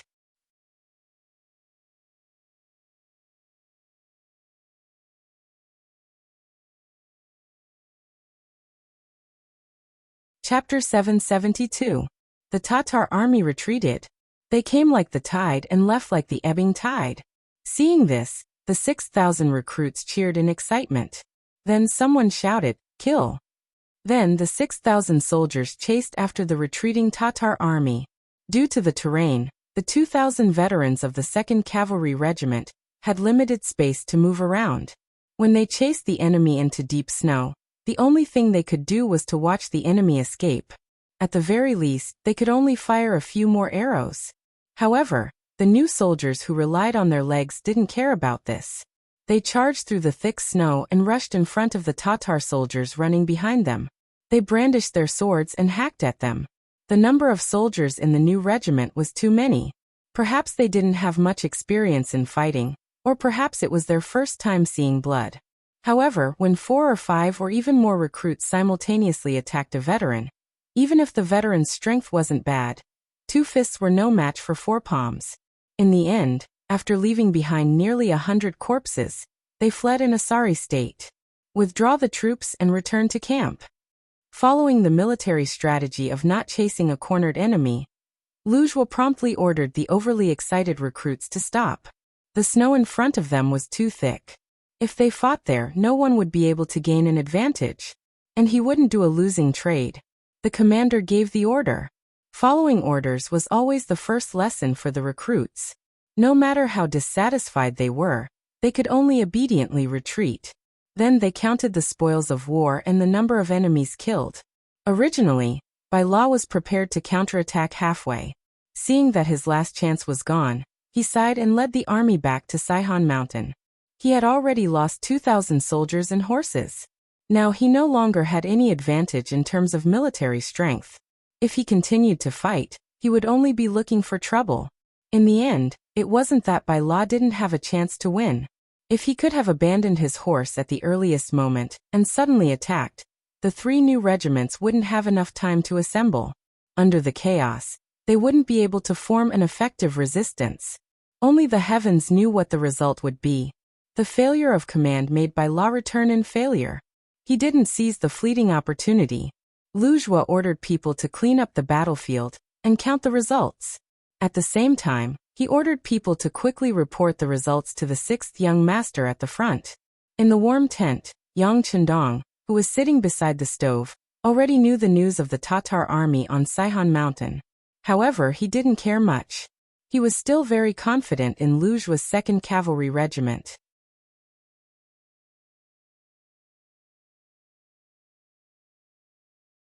As for the 3 new regiments, they might suffer some losses in this battle, but how could this not be a training exercise?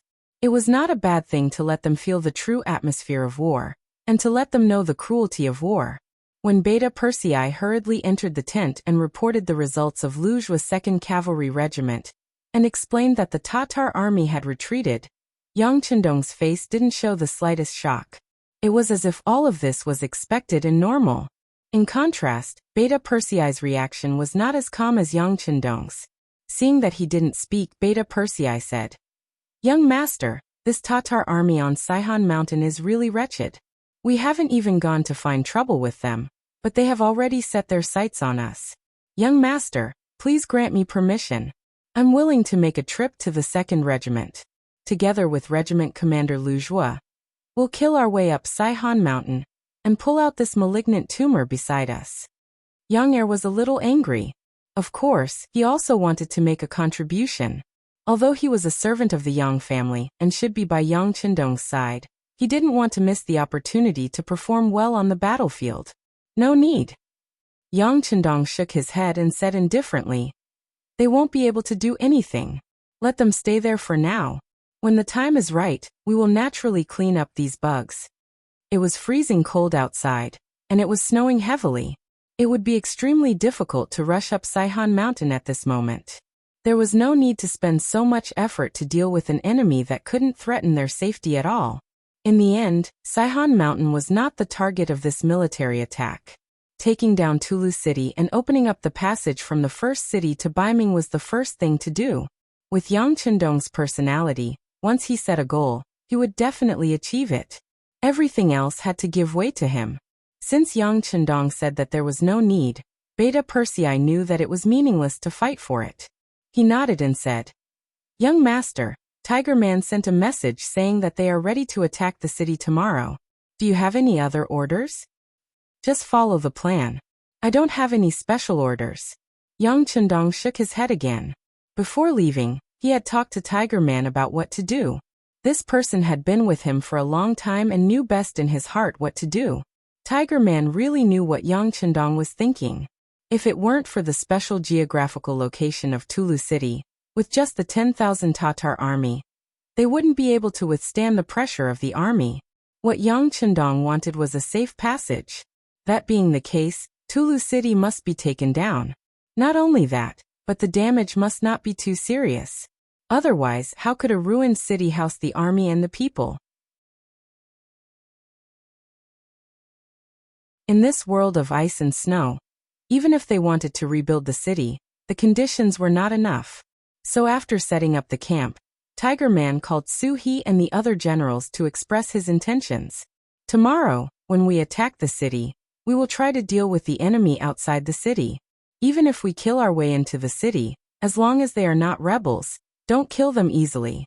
We have to try our best to maintain the good nature of Tulu City.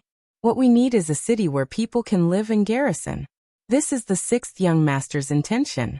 Does everyone understand? When they heard that it was Yang Chendong's intention, the expressions of the officers, who had not taken it seriously, immediately became serious.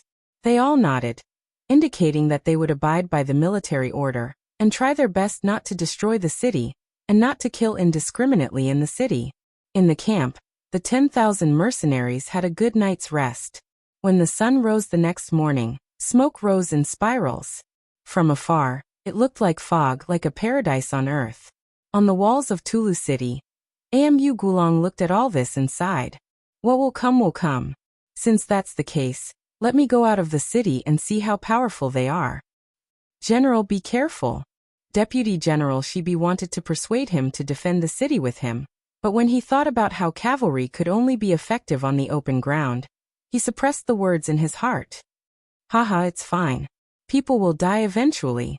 For a general, dying on the battlefield is a blessing, isn't it? Laughing, Amu Gulong put on the armor that his personal guards had given him, mounted his warhorse, and led his 5,000 men out of the city. Below Tulu, both sides had already gotten into formation. From a distance, they looked neat and orderly, their warhorses standing straight. They were like two colossi standing in the middle of the world. The snow had stopped falling in the early morning. For this battle, both sides had sent out soldiers to clean up the ground to ensure that the cavalry could exert their greatest advantage. The cleared ground in the middle of the battlefield was undoubtedly going to be the final battleground for both sides. Tiger's man, Su He, and the others were also mounted on their horses. They looked at the 5,000 Tatar cavalrymen opposite them, and an aura of death seemed to wash over them. This Amu Gulong is also an expert in commanding an army. It's a pity that such a person would become an enemy. Tiger's man looked at all this and said with emotion. Su He understood Tiger's man's meaning, and also saw that he wanted to accept this good general. Because of this he shook his head and said, "It's useless, Tiger's man. This Amu Gulong is deeply indebted to the great Khan of Tuachuo. He will never surrender. Yes, if he doesn't surrender, then he can only die." Tiger's man also knew that in the face of Su He's persuasion, the other side had no intention of talking at all. This was enough to explain everything. If that was the case, then they would just fight. If they couldn't be friends, then they could only be enemies. At this time, Amu Gulong was also sweeping his eyes over the mercenaries opposite him. When he saw that the other side's army was also neat and orderly, and when he looked at them from afar, a wave of austere aura rushed over. He couldn't help but sigh. Mercenaries were indeed mercenaries. Just from the formation alone, many grassland cavalrymen could only achieve this much. Good formation and strong aura doesn't mean that you have powerful battle strength. Come, everyone get ready. Today we will break the myth of the invincible war god. Everyone listen to my orders, follow this general. Charge! Amu Gulong was still holding a 2-meter-long sword in his hand. With a loud shout, he waved his sword forward. The warhorse under him seemed to understand his words, and was the first to leave the group and charge forward. The Tatar cavalrymen moved like thunder. Under the city walls of Tulu, they formed a fan and charged towards the mercenaries. As if they knew that the mercenaries had firearms, the 5,000 Tatar cavalrymen were not too concentrated. Instead, they were very scattered. Each cavalryman maintained a distance of at least 3 meters from each other as they charged straight for the kill. The earth trembled as if it was shaking. It was like a tsunami, making it impossible for people to regain their previous calmness. Seeing the enemy cavalrymen charging over with great morale, Tiger's man raised his right hand unhurriedly and loudly ordered, "Independent regiment, 6 firearm battalions, listen to my orders. Wait until the enemy is 600 meters away before firing. Before that, no one is allowed to move without orders. Otherwise, you will be punished by military law. They had already decided on how to deal with these 5,000 Tatar cavalrymen during last night's meeting. That was to use firearms to heavily injure the enemy.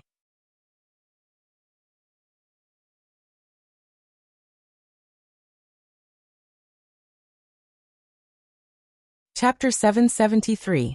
Although it wasn't difficult for the Independent Regiment and the Tatar Cavalry Regiment to deal with 5,000 Tatar cavalry, Tiger's man still made the decision to use firearms to defeat the enemy. He quoted Yang Qindong's words, "Since we can pay a smaller price, there is no need to make the soldiers suffer."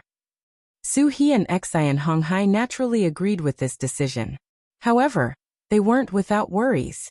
For example, the effective range of the Type 81 rifle was around 800 meters, and the best shooting range was between 200 to 600 meters. If the enemy was allowed to reach this distance, wouldn't the army fall into chaos? After all, if one side's morale was high and the other side didn't move, it would be a test of the people's will. If things went wrong, the army's morale might collapse. If that happened, the enemy would take advantage of the situation and kill them. The result would be unimaginable. Tiger's man only smiled at this concern. "You must have confidence in our soldiers. Speaking of which, isn't this a test? If they can't even withstand this little test, then they don't deserve to be a part of the mercenary army. They can't be called elites." Tiger's man made the final decision under his insistence. Now that the enemy was getting closer and closer, whether it was Su He or Xi and Hong Hai, they all showed a trace of worry on their faces. They even observed the reactions and emotions of the surrounding soldiers more than once, afraid that some of them would be frightened by the aura and turn around to escape. The enemy was charging with full force and killing intent, but they had to stay in place and wait.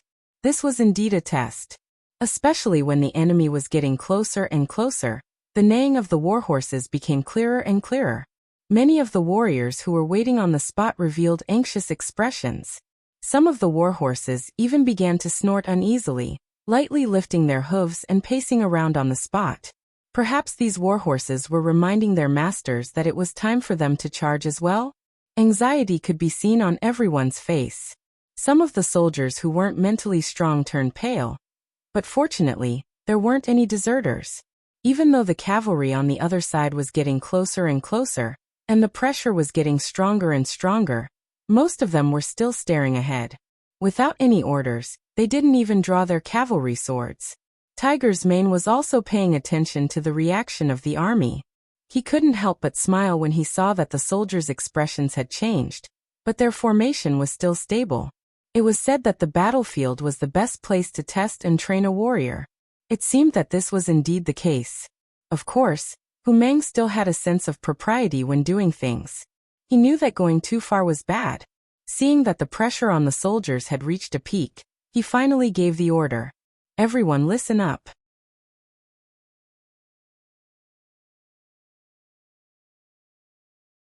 Draw your swords." As soon as he shouted, the trumpeter beside him immediately blew a very short bugle call. This was one of the characteristics of mercenaries. Most of the time, they would use loud bugles to replace the traditional signal flags. Compared to the command flag, which they had to stare at closely, the sound of the bugle could be heard more clearly, allowing them to make the correct judgment and action immediately. Shwa. The sound of swords being drawn rang out in unison. Thousands of cavalry did the same action in unison, giving off a very imposing feeling. Just this one action instantly lifted the spirits of the soldiers who were originally in low spirits. At this moment, the Tatar cavalry on the other side was already 800 meters away, and they were still charging forward. Amu Gulong, who was charging in the middle of the troops, was flushed red with excitement. He originally thought that he would definitely lose this battle because he didn't have enough troops. In fact, he came this time with the mentality of facing death with equanimity. The only difference was that he wanted to see how many enemies he could kill in the end. However, he never thought that the mercenaries would be so careless and allow him to bring his troops closer. Could it be that the commander of the enemy didn't know that in order for the cavalry to display their strength, they had to constantly charge and increase their speed? relying on the advantage of speed to increase the power of their swords? Amu Gulong cursed the idiocy of the enemy commander in his heart. He became more and more excited as he saw the hope of victory. He believed that as long as he charged forward, once he entered the camp of the mercenaries, even if the enemy had guns, they wouldn't be able to do anything to him. Perhaps he would really become the first grassland army to defeat the mercenaries. Amu Gulong was very happy, and the cavalry following him were also very excited. They urged their horses to charge forward with all their might, increasing their speed to the maximum. They wanted to charge into the camp of the unprepared mercenaries, and then inflict heavy damage to them to obtain the final victory. Their speed was increased to the maximum, and the distance of 200 meters was covered in a flash. When the distance between the two sides reached 600 meters, Tiger's man's eyes narrowed, and he loudly gave the order to open fire. The sound of the bugle call to open fire broke the silence of the battlefield once again. The 6 battalions of independent soldiers holding the Type 81 rifles rode on their horses, holding their guns. They had already adjusted their breathing, and even aimed at the enemy. Their right index finger moved, and the scene of 10,000 guns being fired at the same time appeared. Bang bang bang bang. The sound of gunfire was loud, and the golden bullets flew toward the Tatar cavalry.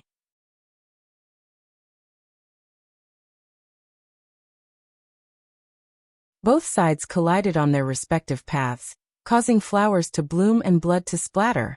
When the bullets entered the human body, under the powerful force, some of the bullets directly sank into the human body, causing damage to the tissues. Some of the bullets simply rushed out and entered the body of the second cavalryman behind, causing continuous damage. The sudden sound of gunfire had already made Amu Gulong cry out in his heart. However, he didn't know much about the new continuous fire guns, so he thought that the mercenaries opposite him were like the great Ming Dynasty's Divine Arms Battalion, and that their guns could only shoot up to 100 meters away. The reason why the enemy opened fire now was just to create a kind of momentum and put a huge psychological pressure on his soldiers. It was precisely because he didn't think much of it that when he heard the gunfire, Amu Gulong immediately shouted to the cavalryman beside him, "Everyone, don't panic. Their guns can't shoot that far. They are just trying to scare us." Before he could finish his sentence, or rather, he was only halfway through when the scene in front of him shocked him. He realized that many of his soldiers had fallen off their horses at this moment.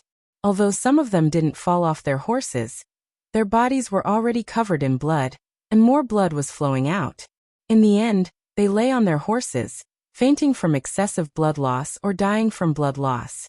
Open fire. Tiger's man was relieved when he saw that the first wave of enemies from afar had suffered countless casualties. At this time, if he led the army to counterattack, victory was already in his grasp. However, since he still had cannons in his hands, he naturally had to make good use of them. The 6th young master had said that wasting resources was an extremely shameful thing. A new military order was issued, and the loud bugle sounded again. The 2 100mm sniper cannons at the rear that could shoot thousands of meters away were immediately loaded with shells. 2 seconds later, they flew out of the barrels and landed at the coordinates that had been adjusted long ago. Boom! Boom!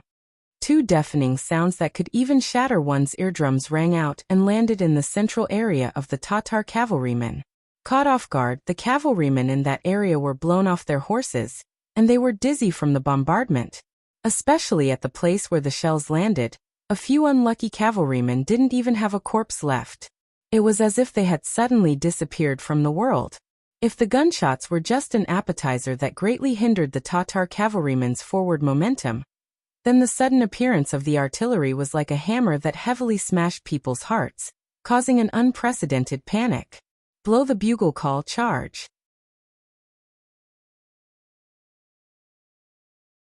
Seeing that the enemy's formation was in chaos, and many cavalrymen were even circling around in place, not knowing where was safe, Tiger's man knew that the opportunity to launch the attack had come.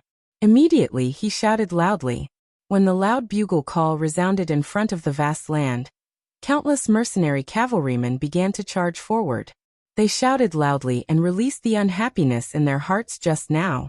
They waved their sabers and directly rushed towards the Tatar cavalrymen's formation that was already in chaos. At the rear of the Tatar cavalrymen, the two cannons extended in the direction of attack, and the two shells landed here, making the cavalrymen who were walking at the back feel the threat. The two cannons caused at least 100 casualties. The Tatar cavalrymen had never seen such powerful weapons before, so they scattered and fled. They didn't dare to gather together and slowly advance like before. The rear army was in chaos, and the middle army was also in chaos. This bad sign started to spread to the entire battlefield.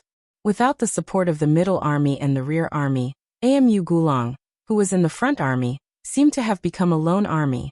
Looking at the less than 500 cavalrymen around him and the countless mercenary cavalrymen rushing toward him, he was like a fugitive who had walked into a dead end. There was no door to heaven. "General, what should we do?" Seeing that the middle of the army and the front of the army had already lost contact, a guard beside Amu Gulang anxiously asked. At this moment, Amu Gulang's face revealed a firm expression. He gritted his teeth and made the final decision of his life. Kill with me, fight with them. At this time, Amu Gulang made the decision to repay the kindness with his life.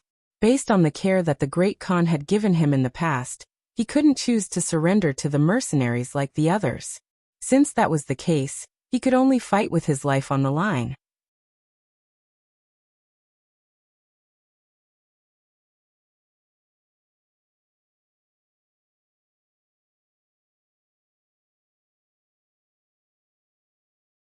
Chapter 774.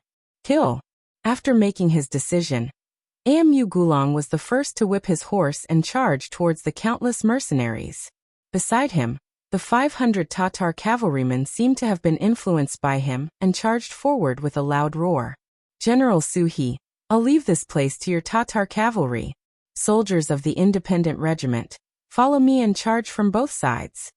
Tiger's Mane saw through Amu Gulang's intentions with a single glance. Since the other party wanted to die for a righteous cause, then he would fulfill his wish. How could Tiger's Mane pay too much attention to an enemy general who wouldn't surrender? After shouting at Su He, he and Vice Commander Xian Honghai led their troops from the left and right, leaping over Amu Gulang's 500 cavalrymen and charging forward.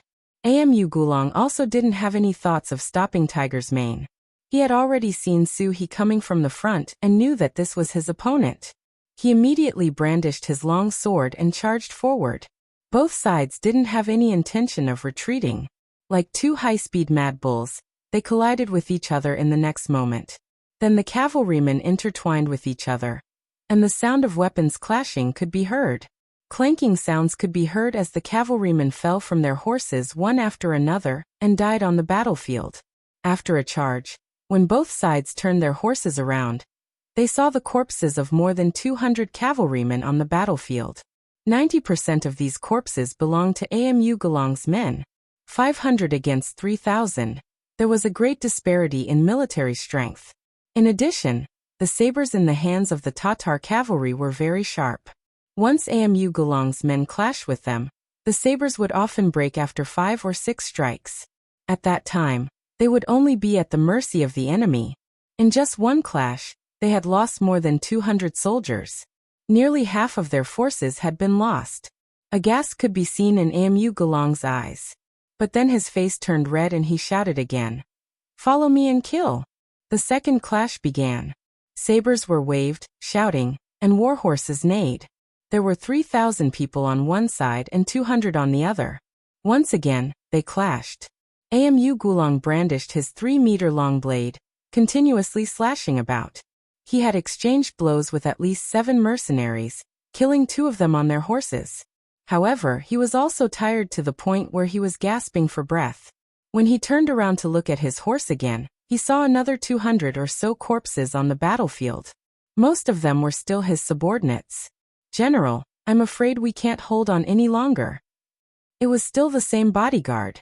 He seemed to be quite lucky to have held on until now. However, the others were not so lucky. There were originally 500 cavalrymen, but now there were only about 50 left.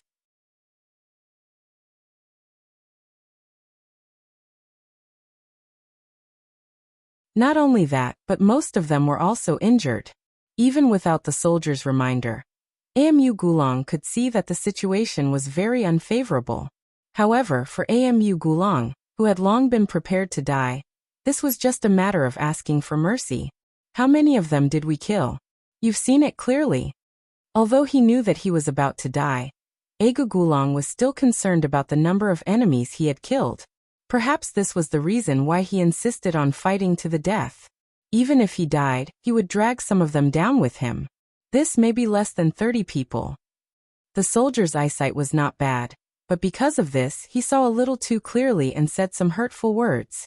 Less than 30 people? Hearing this answer, Amu Gulong's face flashed with a very awkward expression. Of course, this was because his military strength was not as good as the enemy's. However, more than 400 people died, and less than 30 of the enemy's men were killed. This result was still unacceptable to him. He was very sad. Could it be that this was the price he had to pay in exchange for his blood? Were the mercenaries really so powerful? Amu Gulong could be considered a general. At least, his will to fight to the death was not something that some people could compare to. The Tatar cavalry he led could also be considered to be good at fighting. However, when faced with the valiant mercenaries, they were at an absolute disadvantage in terms of numbers and weapons.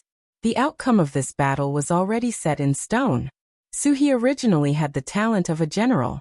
Otherwise, Yang Chendong would not have spent so much effort to recruit him. In addition, the Tatar cavalry he led were the most elite forces in Aga Dorji's hands. Recently, they were equipped with the new sabers. It could be said that they were like a tiger that had grown wings. Moreover, during this period of time, they ate well, and the intensity of their training was several times stronger than before. Their strength was also many times stronger than before. Under such conditions, how could they be defeated? Even if nearly 30 people were killed or injured, this was because Amu Gulong and his soldiers were good at martial arts. Otherwise, the price of nearly 30 people would not have been paid. Amu Gulong's heart was sad, but he did not have time to think too much. On the opposite side, Suhi had once again led the army to kill them. As if he knew that Amu Gulong was not willing to die, he did not even have the intention to persuade him. Kill. Although there were only 50 brothers left, Amu Gulong still did not have the intention to retreat. After a loud shout, he once again waved the 3-meter-long saber and rushed forward. This time his target was Suhi. Generals against generals, this was a kind of challenge, but also a kind of determination. It showed that Amu Gulong had given up on the road of survival, and was determined to severely injure Suhi before he died.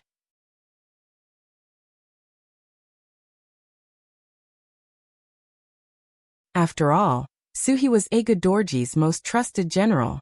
His status was far higher than Amu Gulong's. Even in terms of personal strength, Suhi was much stronger than Amu Dorji. He knew that the opponent was stronger, but he still wanted to challenge. This kind of courage had already explained everything. Leave this person to me. You guys go and deal with the others. Suhi also saw Amu Gulong's determination to fight to the death. He immediately decided to help him. He glanced at Gu Shan and the others who were protecting him. Gu Shan and the others had to obey the general's order. After a sound of agreement, they rushed to the other enemies. For a time, the battlefield became a vacuum. Suhi stood with his saber, waiting for Amu Gulong to approach. In the distance, a man and a horse were approaching quickly. The 3-meter-long broadsword had already been raised. When they were 3 meters away from Suhi, the broadsword fell from the air and pressed down with the whistling sound of the wind. Clenching the saber in his right hand, Suhi stared at Amu Gulong's every move.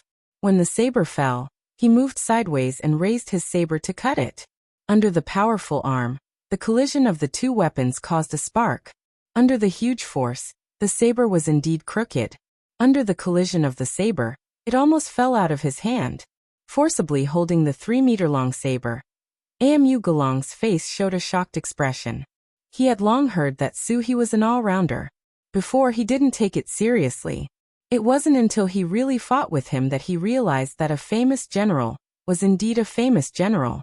Sure enough, he wasn't so easy to deal with. The saber fell and also narrowed the distance between the two sides. At this moment, the advantage of the saber was revealed. As the saying goes, an inch shorter is an inch more dangerous. At close range, the horse chopping blade that was only a meter long was able to fully display its agility. Under the incessant chopping from top to bottom, it caused Amu Galangti's mind to be thrown into disarray. Numerous wounds appeared on his body. If it was someone else who was cut by the sharp saber, they would have fallen off the horse and been defeated. But Amu Gulang was determined to die. He was completely relying on his spirit to make a final resistance. He had already ignored the wounds on his body. He thought that if he could kill Suhi, even if he died, it would be worth it. In Suhi's eyes, Amu Gulang's unwillingness to fight to the death made him reveal a look of admiration. But this was a battlefield, not making friends. Although he was shocked by the opponent's determination to fight to the death, Suhi's hands didn't stop. Not only did he wave the saber forward, he also found an opportunity to grab the back of the saber and held it in his hand.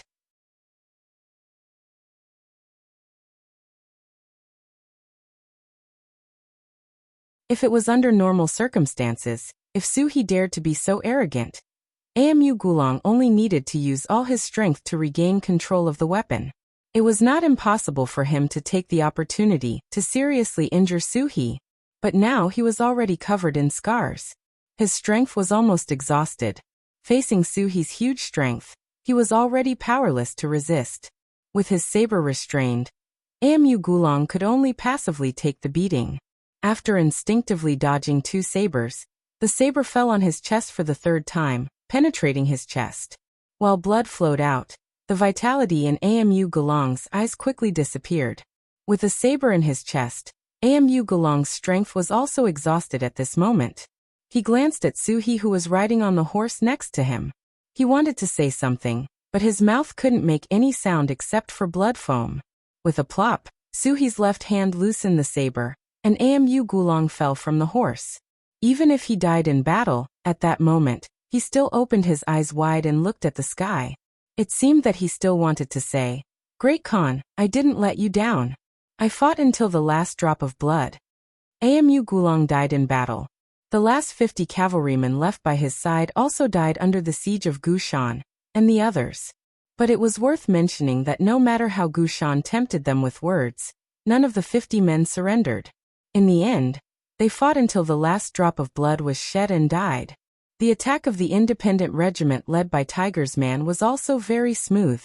First, they launched a surprise attack with the muskets, which destroyed the enemy's morale and killed nearly 1,000 cavalrymen. Then the mortars showed their prowess. The chaotic bombardment disrupted the enemy's formation and dealt them a heavy psychological blow. When the independent regiment came, it was like the last straw that broke the camel's back. The Tatar cavalrymen, whose morale had fallen to the bottom, became a turtle in a jar, a fish in a net. Those who surrender can live, those who resist will be killed. Tiger's Man shouted, and the soldiers of the independent regiment also shouted. During this period, as long as there was resistance, they would swarm up together. Several sabers would come at the same time. No Tatar cavalryman could withstand such power. There was no other choice but to die.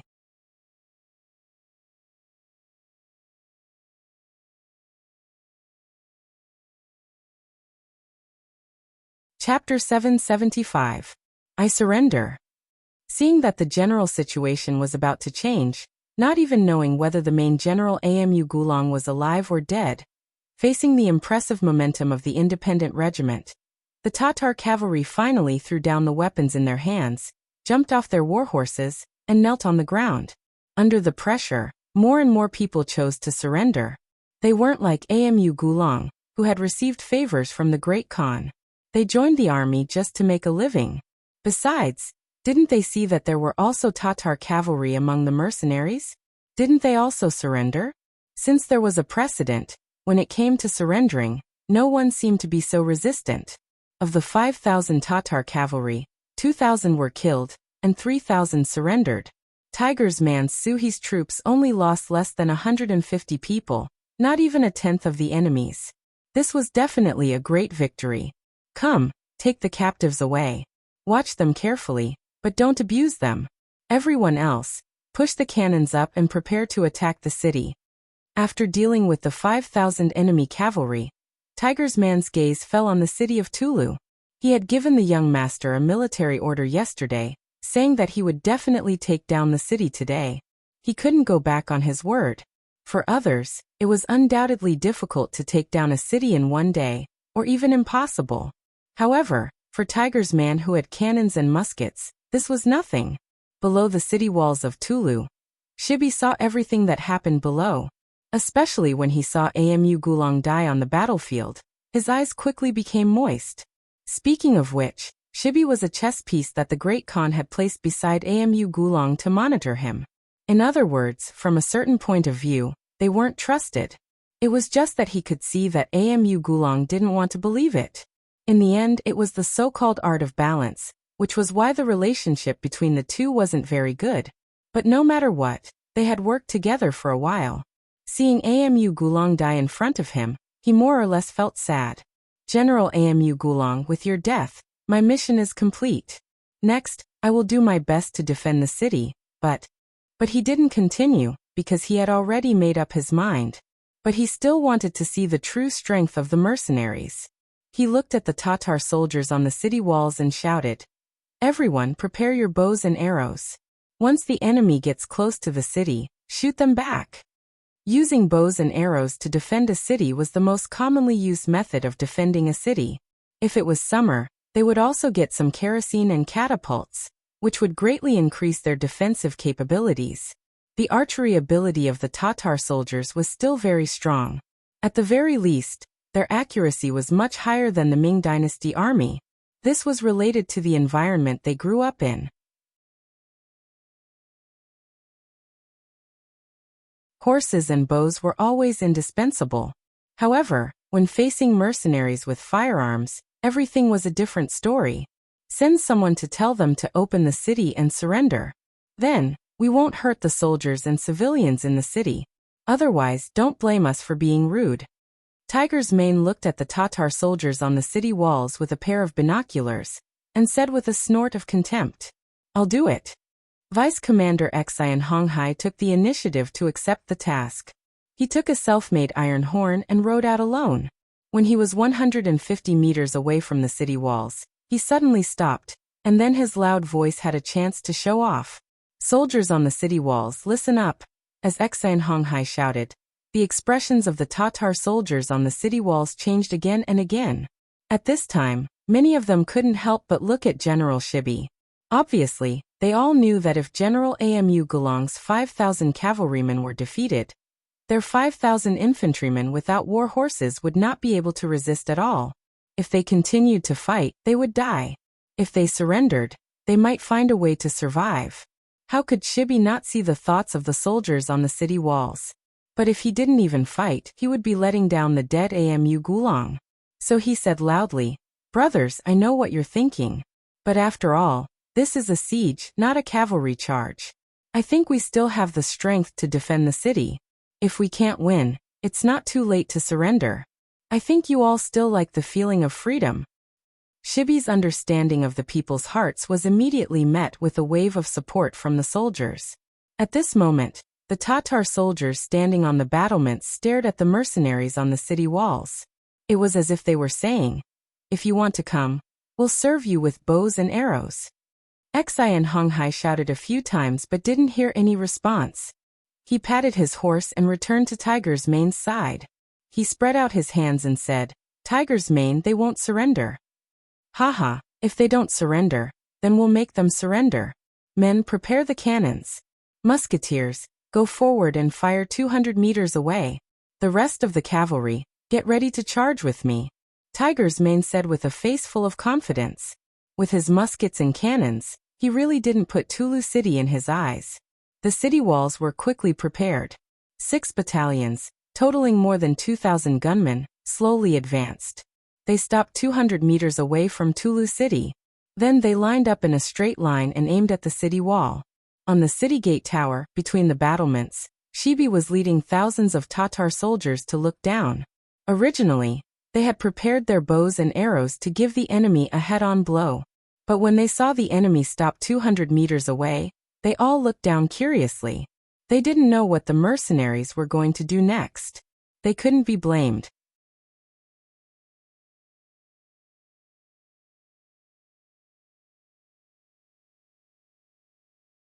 Along with the city gate were dozens of Tatar soldiers who were holding huge logs against the city gate. Their task was to guard the city gate. The enemy was cavalry, so they shouldn't be good at sieges. With one side defending and one side attacking, the situation should be in their favor. They didn't expect that the mercenaries wouldn't be polite at all. With just a blast from the two cannons, the city gate was blown apart. They didn't even have the slightest intention of drawing out the distance. When the city gate was opened, the vice commander Xian Honghai on horseback roared and took the lead to charge into Tulu City. Behind him were 5 battalions of 2,000 independent soldiers. Xian Honghai launched an all-out charge. The commander of the Tatar cavalry regiment, Suhi, also didn't want to be outdone. With a shout, he also led his troops to follow. While charging, he suppressed the shock in his heart. Heavens! The power of the mercenaries' cannons was too great. With such heavy weapons, what kind of city couldn't they take down? What kind of enemy could stop them? The general on the city tower was even more shocked. From the tremor, he could feel that the mercenaries should have opened the city gate. Now that he heard the sound of iron hooves, he was afraid that they were now rushing into the city. Once they entered the city, with the advantage of cavalry over infantry, how could he resist? At this moment he suddenly felt powerless. He knew that Tulu City had changed hands.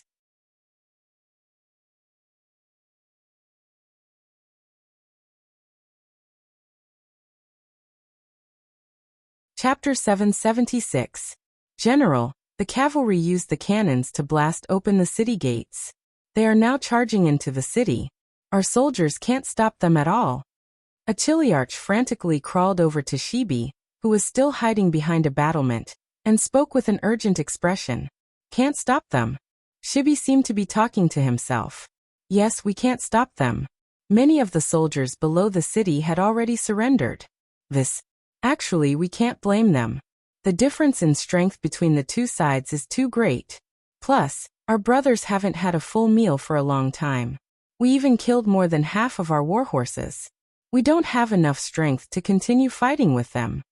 The Chiliarch explained to the soldiers below. After Tuachuo Buhua was ambushed by Yeshen and his brother Agar Dorje, he retreated under the protection of his loyal general. From that moment on, the 10,000 Tatar soldiers guarding the city of Tulu no longer had any supplies. As a rootless tree, in order to save themselves, they first launched an attack on the northern Ming territory by raiding grain and grass. However, not only did they not manage to steal much, they were also surrounded by the cavalry sent out by the northern Ming's Wanquan department. If it weren't for the Tatar cavalry's bravery, they would have suffered a great loss. Since Baiming's side didn't gain any benefits, they could only target the grasslands and rob some of the herdsmen. However, this kind of behavior quickly forced the people of the grassland nearby to flee even further away. When the food in the city became less and less, Amu Gulong had no choice but to order the slaughter of the horses. This was also the reason why there were 10,000 Tatar soldiers, but only 5,000 cavalry. Half of the missing horses were eaten by the Tatar soldiers themselves. They knew their own situation best. If the mercenaries were ordinary, the Tatar soldiers might be able to muster up the courage to fight, and maybe even steal some food from them. But now, facing the mercenaries who were clearly stronger than them, they would die if they continued to resist. Knowing this, it wasn't a big deal that some soldiers chose to surrender. Since the soldiers below the city have surrendered, let's surrender too. Tell the brothers to stop resisting and surrender. Shibi let out a long sigh as if he had made a very difficult decision. After saying these words, his whole body relaxed. It was as if from this moment on, he had put down a heavy burden on his body. White flags were suddenly hung on the city walls of Tulu City. Under the sunlight, they looked pale and powerless. When Tiger's Mane saw this scene, he laughed loudly. Haha, the Tatar soldiers have surrendered. Enter the city. The mercenaries entered the city more than 2 hours earlier than planned. Tiger's Mane's original plan didn't fully unfold it. This made him full of disdain for the 5,000 Tatar soldiers guarding the city.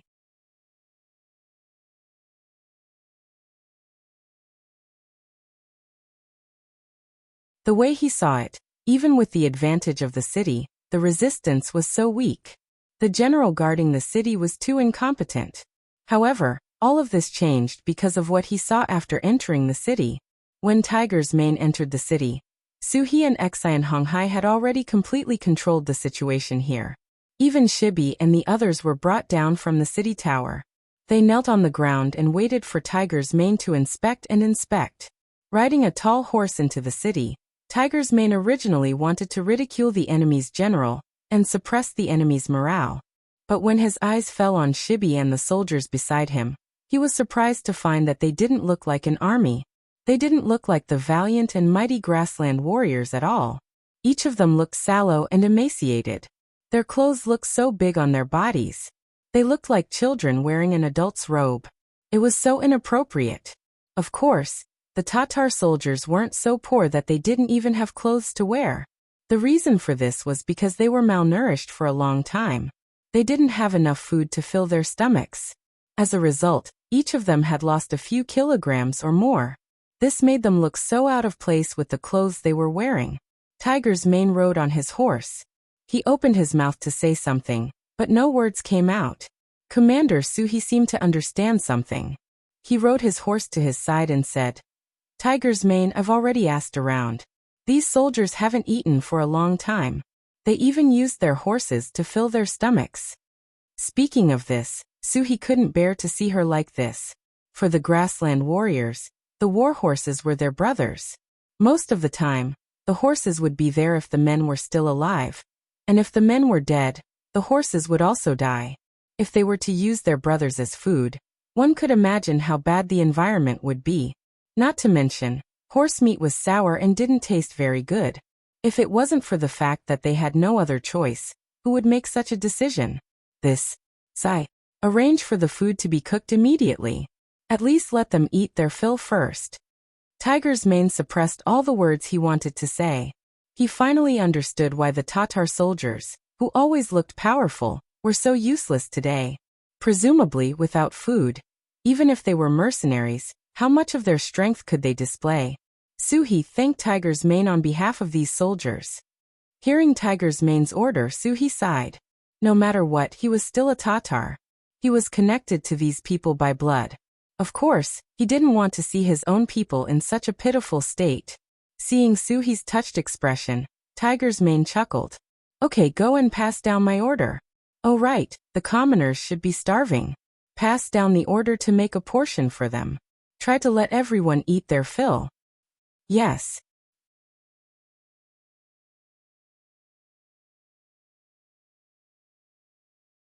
Suhi once again cupped his fists and thanked him. Then, as if he remembered something, he quickly saluted again and quickly rode away. Warm tears flowed out from the corners of his eyes. This time he was really touched by Tiger's Mane's actions. The news of the victory reached Yang Chendong, who was slowly moving. Looking at the battle report, Tiger's Mane took down the entire Tulu city at the cost of less than 200 casualties and captured nearly 8,000 enemy soldiers. Yang Chendong laughed. "Not bad, Tiger's Mane did a good job. It looks like he has the talent to be a general." Seeing that Yang Chendong was in a good mood, Beta Persei quickly flattered him. "That's right, Tiger's Mane is actually very capable of leading an army. After all, he has been by the young master's side for so long." Of course, there was another subtext to this sentence, which was that he had been by the young master's side for a long time, and was also a talented commander. Naturally, Beta Persei wouldn't say these words out loud. He didn't forget the choice Yang Chendong gave him. He could either go down and be a regiment commander and lead an army, or he could obediently stay by his side. At that time, he chose the latter without hesitation. Towards Yang Chendong, besides admiration, Beta Persei also felt gratitude. Because without this master, he might not even know where he would be right now, or whether he was alive or dead. It was precisely because of the sixth young master that he was able to bring him such wonderful things. Now that he was about to have a woman, the gratitude in his heart grew even stronger. He would never leave Yang Chendong's side, but if there was a chance to lead an army to the battlefield, he would also yearn for it. After all, men had such primitive impulses in their bones. Yang Chendong chuckled, and didn't make any comments on Beta Persei's words. Instead, he waved his hand and said, "If that's the case, speed up the march. We'll rest in Tulu City today." The distance wasn't very far to begin with. In the afternoon, Yang Chendong and more than 1,000 people arrived at the foot of the city, and entered the city together with Tiger's Mane, and the others who were waiting there. Along the way, Tiger's Mane also gave a simple report on the battle that had happened. Previously, the scout had already reported the situation to Yang Chendong. Now he just had to repeat it. Tiger's Mane spoke very quickly. After he finished talking about the battle, his expression became a little depressed. "Young master, the people here don't have it easy." Hearing Tiger's Mane say that the Tatar soldiers guarding the city didn't have it easy, Yang Chendong's face revealed a very strange expression. Why did he suddenly speak up for the other party? "Young master, the situation is like this." With a serious face, Hu Meng recounted everything he had seen after entering the city, as well as everything he had learned about the situation. When he said that the Tatar soldiers in the city hadn't eaten a full meal for a long time, and that they had to kill war horses to satisfy their hunger, and that some of the people in the city had to trade their children for food in order to survive, Tiger's Mane clenched his teeth and clenched his right hand tightly. He had a very pained expression on his face. Yang Chendong's face darkened when he heard the words "trade their children for food." Of course, he knew what this meant. Although he had been in this world for a few years and had seen many poor people, when he heard these words, he was still very moved. In his mind, he could even imagine what kind of situation the people had to be in to do such a thing. It must be quite a lot of helplessness, right? Presumably, the parents who did this would feel guilty for the rest of their lives, right? "Young master, I have already given the order to take out our rations and let the surrendered soldiers and the people have a full meal first. Please don't punish us." Tiger's Mane's voice sounded again, but when he said this, he already looked like he was asking for forgiveness. Speaking of which, it was reasonable to distribute the military rations to the surrendered soldiers. After all, these people might become his comrades in the future. However, distributing the rations to the people, even some women, children, and the elderly, was not something that Tiger's Mane could casually decide. Most of these people didn't have the strength to truss a chicken, so even if they had it in their hands, it wouldn't be very useful. Although the mercenaries already had 2,000 mu of greenhouses in the first city, which could solve a part of the food problem, most of the food still had to be transported by sea from Red Nest City. The manpower and material resources required were too large. Now that the military rations were distributed like this, Tiger's Mane should ask for forgiveness.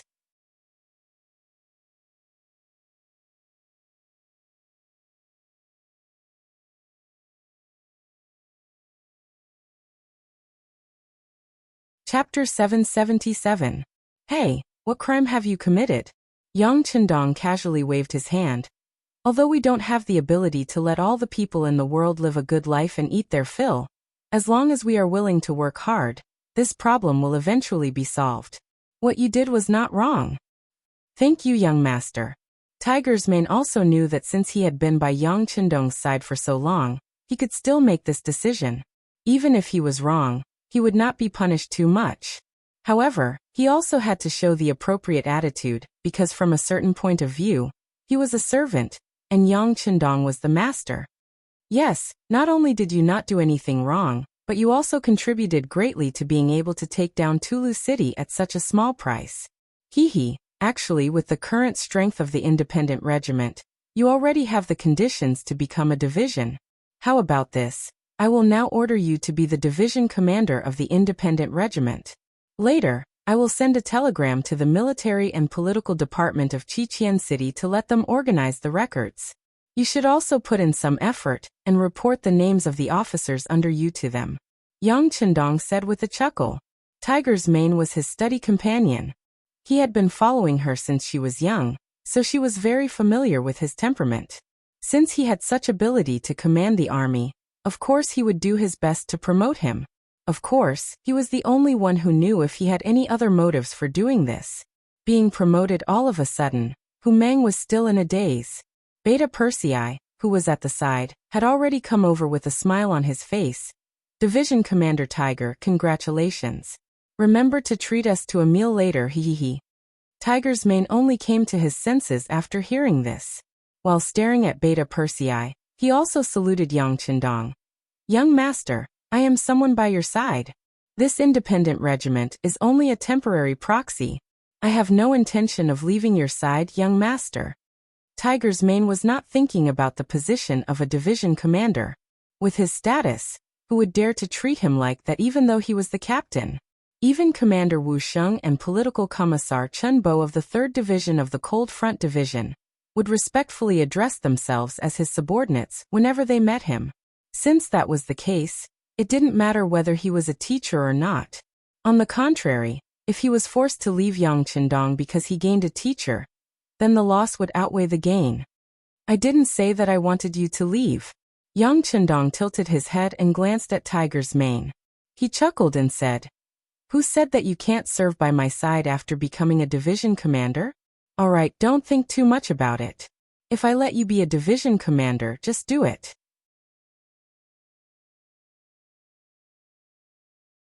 Otherwise, it wouldn't be right for a regiment commander to always be a senior colonel.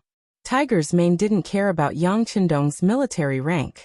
He only cared that the young master wouldn't let him leave his side. Therefore, when he heard this, he chuckled and revealed a face full of gratitude. Let's go. Don't just laugh foolishly. Accompany me to take a look around the city. Yang Qindong pushed his legs and rode forward. Tiger's mane, Beta Persei, and the others behind him also hurriedly followed and headed towards Tulu City. Tulu City was indeed terrifyingly poor. From afar, there didn't seem to be anything other than some dilapidated and dangerous houses. Speaking of which, it was just like Alakamaki before he became the first city. He was so poor that he didn't even have anything. Young master, this place is too poor. Should we transform this into a second first city? Tiger's mane's emotions had stabilized and he began to speak from a strategic point of view. There's no hurry. Yang Qindong slowly shook his head. How about this?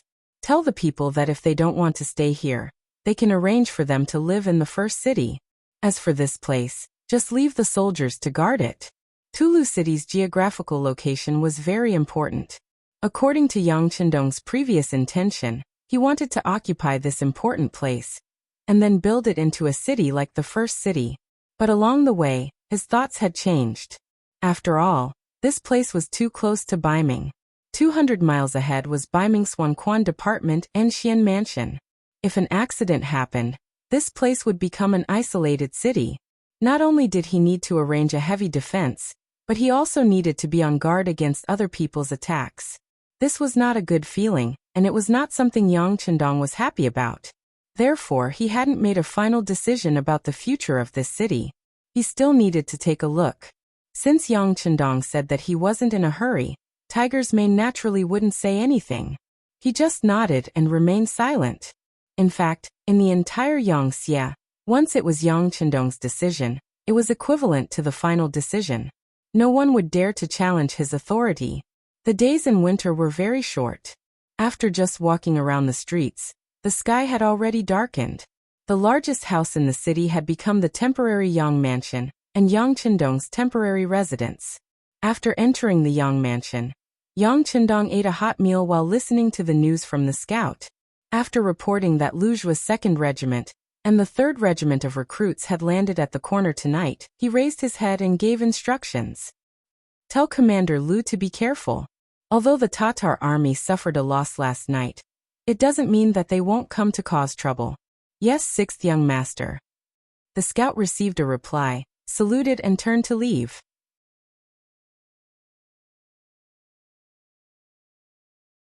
But as soon as he left, Tiger's mane strode into the hall and came in front of Yang Qindong, who had already stuffed the last mouthful of rice into his mouth. Young master, Commander Su he is here. He said that he has something to report to you. Ask him to wait in the hall. Yang Qindong took the towel from Beta Persei, wiped his hands and nodded lightly. Tiger's mane's previous report said that when facing the Tatar soldiers during the day, the 3,000 Tatar cavalry regiment didn't have the slightest intention of going easy. This made him very happy.